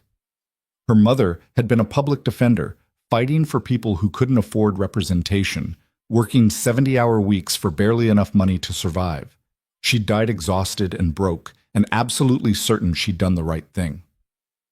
Clara had spent years thinking she'd failed to live up to that legacy. Maybe she'd been wrong. The meeting with Beacon went smoothly. Martin Reeves congratulated David on navigating a difficult situation with integrity, which was corporate speak for "thank you for not getting our investment associated with a scandal." They signed the final paperwork, transferred the initial funding tranche, and officially made TerraStream a venture-backed company. Afterward, David pulled Clara aside. "We need to talk about your employment contract." "David, we've been over this. I'm offering you $60,000 a year plus benefits and 2% equity. That's non-negotiable." David held up a hand before she could protest. "The Legal Aid Society helped with your lawsuit, but they can't pay your living expenses forever. You need actual income, and I need a general counsel who understands what predatory looks like." $60,000 a year. It wasn't Manhattan lawyer money, but it was survival money. Money that could pay rent and medical bills and maybe, eventually, let Clara finish her degree.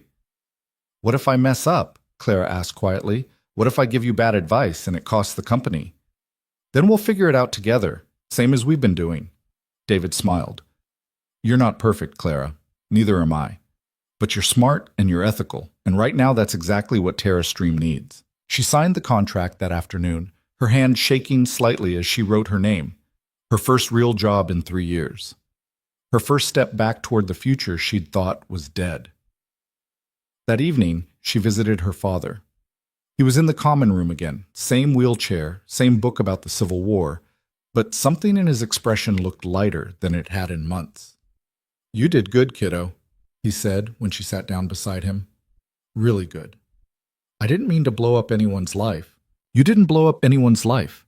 You exposed someone who'd been blowing up other people's lives for years. There's a difference." He closed his book. "You know what I've been thinking about? That student I told you about. The one who reported the cheating scandal. The Yale kid. Yeah, I ran into him a few years later. Asked him if he regretted it. You know what he said?" Her father's smile was gentle. He said no, because even though it cost him friendships and made him unpopular, he learned something important, that his integrity wasn't for sale, that he could trust himself. "That's what you think I learned? I think you already knew it. You just forgot for a while." He touched her hand. "When your mother was sick, when the bills kept coming and we couldn't pay them, I watched her make choices every single day. Take extra cases, work longer hours, sacrifice her health to help people who couldn't help themselves. And I was angry at her for it, if I'm honest. Angry that she wouldn't just quit, get a corporate job, save herself." Clara had never heard him admit this before. "What changed your mind?" "Nothing changed my mind. I'm still angry. But I also understand now that she couldn't have lived with herself if she'd made different choices. Her integrity wasn't optional. It was who she was." He squeezed Clara's fingers. "You're like her. You can't do the safe thing if it means betraying who you are. That's not weakness. That's strength." Clara felt tears she'd been holding back finally break through. "I was so scared, Dad. I'm still scared. Being scared doesn't mean you're failing. It means you're human." He wiped her tears with his shaking hand. "And you're doing just fine." The next few weeks moved faster than Clara could fully process. Tara Stream hired 2 more engineers and moved into a larger office. David closed partnerships with 3 manufacturers in Asia who'd been skeptical until the Beacon funding made them take Tara Stream seriously. Clara spent her days reviewing contracts, negotiating terms, and slowly remembering what it felt like to use her legal training for something other than survival. Vale Equity officially shut down in January. The SEC investigation was ongoing, but the fund's investors had already pulled out, unwilling to risk association with practices now under federal scrutiny. Ethan Vale himself had gone silent. No public appearances, no interviews, his social media accounts abandoned. Clara followed the news with detached interest. She didn't feel triumphant exactly. More like she'd watched a long con finally run out of marks. Rachel Kwan won a journalism award for her investigation. She called Clara to share the news, her voice bright with excitement. "They're calling it accountability journalism," said it demonstrated how reporting can create real systemic change. "You deserve it. The article was incredible." "It was your story. I just wrote it down." Rachel paused. "There's something else.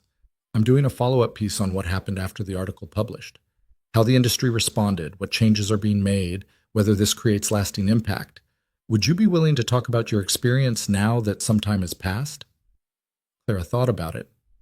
"What would you want me to say?" "Just the truth.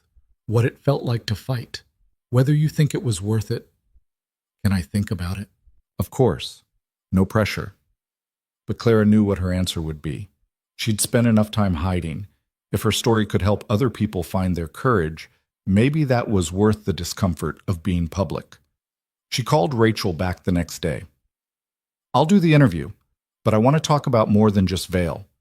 I want to talk about what it costs to speak up and why people don't, and how we make it easier for the next person. That's exactly what I want to write about." The follow-up article published in March, 6 months after the night at Aurelius that had changed everything.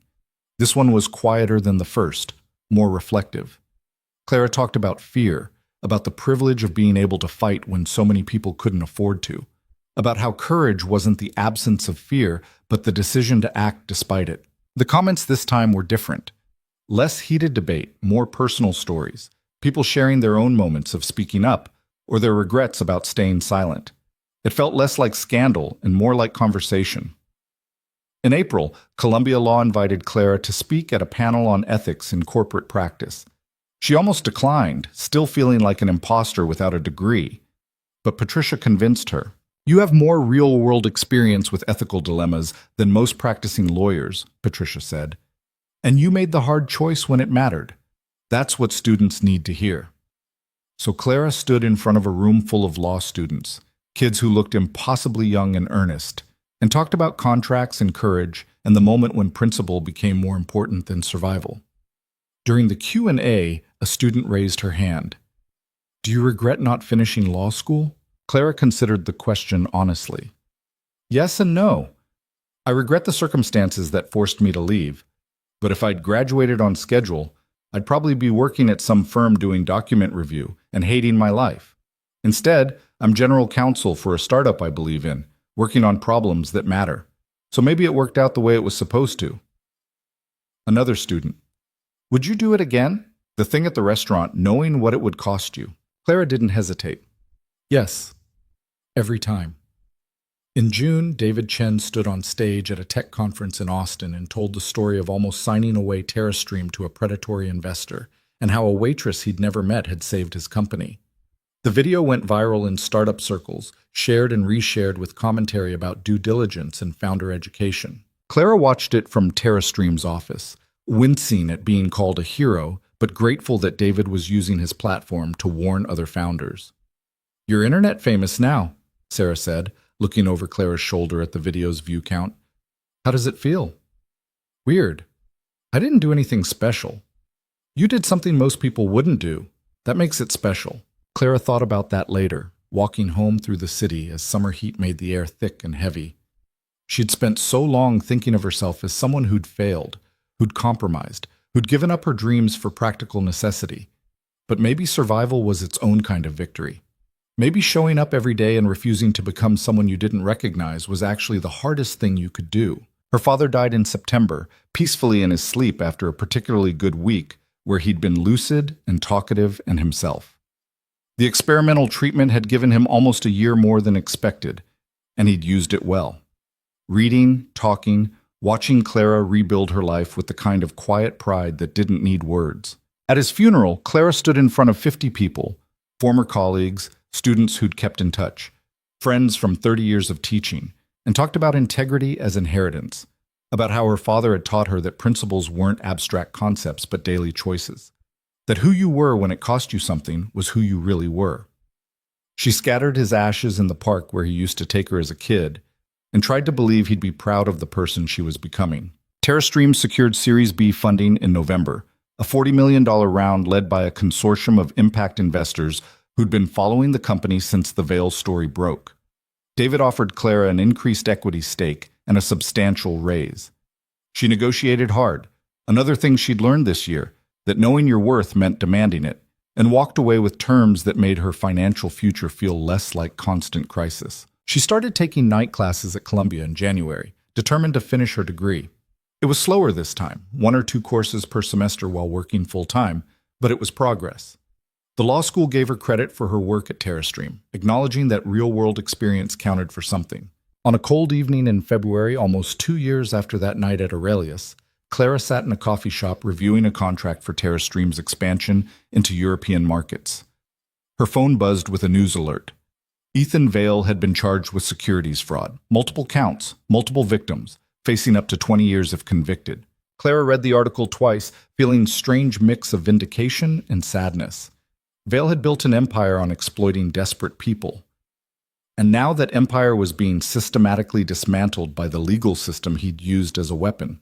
She thought about texting David or calling Patricia, but instead she just sat with the news, letting it settle. This wasn't her victory. It was justice catching up to someone who'd avoided it for too long. Her phone buzzed again. A text from a number she didn't recognize. "This is Amanda Roth. You don't know me, but I read about the charges against Vale. I wanted to say thank you. What you did at that restaurant, it gave me courage to talk to investigators about what happened to my company. I know this isn't your fight anymore, but you started something important. Thank you." Clara stared at the message for a long time. Then she saved the number and texted back, "It was everyone's fight. I'm just glad we're finally fighting it together." More messages came over the next few days. Founders she'd never met, people who'd read Rachel's articles, students from her Columbia talk, all of them sharing variations of the same story. They'd spoken up because she had. They'd found courage because she'd shown it was possible. Clara had never wanted to be a symbol. She'd just wanted to survive. But maybe that was the point. Maybe courage wasn't about grand gestures or heroic moments. Maybe it was just showing up, speaking truth, and refusing to compromise yourself into someone unrecognizable. Maybe it was choosing to be afraid and do it anyway. On a spring afternoon, Clara walked past Aurelius' restaurant. It had closed down 6 months ago, replaced by something trendy and modern with Edison bulbs and reclaimed wood. She stood on the sidewalk where she'd stood that November night, fired and broke and terrified, holding David Chen's business card and wondering if anything would ever be okay again. She pulled out her phone and called Jess. "Hey, you busy?" "Just leaving work. What's up?" "Want to grab dinner?" "My treat. Actual nice dinner, not diner coffee." Jess laughed. "Look at you with your TerraStream money. Sure, where?" "Anywhere but Aurelius." "Deal." They met at a place in the West Village that had reasonable prices and food that didn't pretend to be anything other than what it was. Over pasta and wine that didn't cost a week's salary, Clara told Jess about the messages she'd been getting, about Amanda Roth and the other founders finding their voices. "You started something," Jess said, "whether you meant to or not." "I didn't start it. I just stopped pretending it wasn't happening." That's literally the same thing. Clara thought about that. Maybe Jess was right. Maybe the difference between complicity and courage was just the decision to acknowledge what you saw instead of looking away. "I got accepted into the Columbia Trial Advocacy Program," Clara said. "It's competitive. I didn't think I'd get in with my weird transcript and missing years." "Of course you got in. You've been doing trial advocacy in real life while everyone else was in mock court. It's another year of night classes, another year of being exhausted and stressed." "So what? You've been exhausted and stressed for years anyway. At least this stress has a purpose." Jess raised her wine glass. "To finishing what you started, even if it takes longer than planned." Clara clinked glasses. "To finishing." She graduated from Columbia Law in May, 3 years later than originally planned, with a transcript that looked like a disaster and a resume that told a story no career counselor could have predicted. No firm was going to hire someone with her background, and that was fine. She already had a job she believed in. David Chen gave her a promotion at graduation, chief legal officer of TerraStream, with equity that made her more than just an employee but an actual stakeholder in the company's future. They'd grown to 40 employees now, with partnerships in 18 countries and technology that was genuinely making clean water more accessible. "None of this happens without you," David said at the small celebration TerraStream threw in Clara's honor. "Not the company, not the funding, not any of it. You saved me before I even knew I needed saving." Clara looked around the office at people who were building something that mattered, at technology that would help people who needed it, at a future that felt earned instead of inherited. "We saved each other," she said. That night, Clara sat in her apartment, a better apartment now, one without water damage and broken radiators, and thought about the distance between who she'd been and who she'd become. The scared waitress who'd almost let a bad contract slide because speaking up felt too dangerous. The desperate daughter who'd sacrificed everything to keep her father alive. The dropout who'd thought her dreams were dead. All those versions of herself were still there, still part of her story. But they weren't the end of it. Her phone buzzed with an email from the Legal Aid Society. They wanted her to join their advisory board to help develop resources for founders navigating predatory investment situations. The position was volunteer, no compensation, just the opportunity to help other people avoid the traps she'd learned to recognize. Clara didn't hesitate before accepting, because that was the thing she'd learned through all of this. Courage wasn't something you had or didn't have. It was something you chose again and again in small moments and large ones. It was showing up when it would be easier to hide. It was speaking when it would be safer to stay silent. It was trusting that your voice mattered even when everything suggested it didn't. And maybe most importantly, it was understanding that your fight wasn't just about you, that standing up for yourself meant standing up for everyone who couldn't, that your courage could give other people permission to find their own. Clara Hayes had walked into Aurelius as a waitress trying to survive. She'd walked out as someone who'd chosen integrity over safety, truth over comfort, courage over fear. The cost had been real. The job loss, the lawsuit, the months of barely surviving, the public exposure, the grief of watching her father die while fighting battles she'd never wanted. But so were the rewards, the company she'd helped save, the patterns she'd exposed, the people who'd found their voices because she'd used hers, the life she'd built from the wreckage of her old plans. In the end, that night at Aurelius hadn't been about bringing down a billionaire's empire, though that had happened. It hadn't been about becoming famous or inspiring people, though those things had happened too. It had been about a simple choice in a moment of crisis, to see something wrong and refuse to look away, to risk everything for a stranger because staying silent felt worse than any consequence. And from that one choice, everything else had followed. Clara opened her laptop and started drafting an email to Rachel Kwan. There were more stories that needed telling, more patterns that needed exposing, more people who deserved someone willing to speak up for them. The work wasn't finished. It probably never would be. But Clara wasn't afraid of that anymore. She'd learned that sometimes the most important battles were the ones you fought even when you knew they'd cost you. That integrity wasn't about being perfect. It was about being consistent. That courage was contagious if you were brave enough to go first. She'd been a shy waitress once, making herself invisible to survive. Now she was someone who couldn't stay quiet even if she wanted to. Someone who'd learned that her voice had power, and that power came with responsibility. Clara Hayes had torn up more than just a contract that night. She'd torn up the version of herself that accepted injustice as inevitable, that prioritized safety over truth, that believed speaking up was someone else's job. And in doing so, she'd discovered something her father had tried to teach her all along. That who you are when it costs you everything is who you really are. And that's worth more than any price you could pay.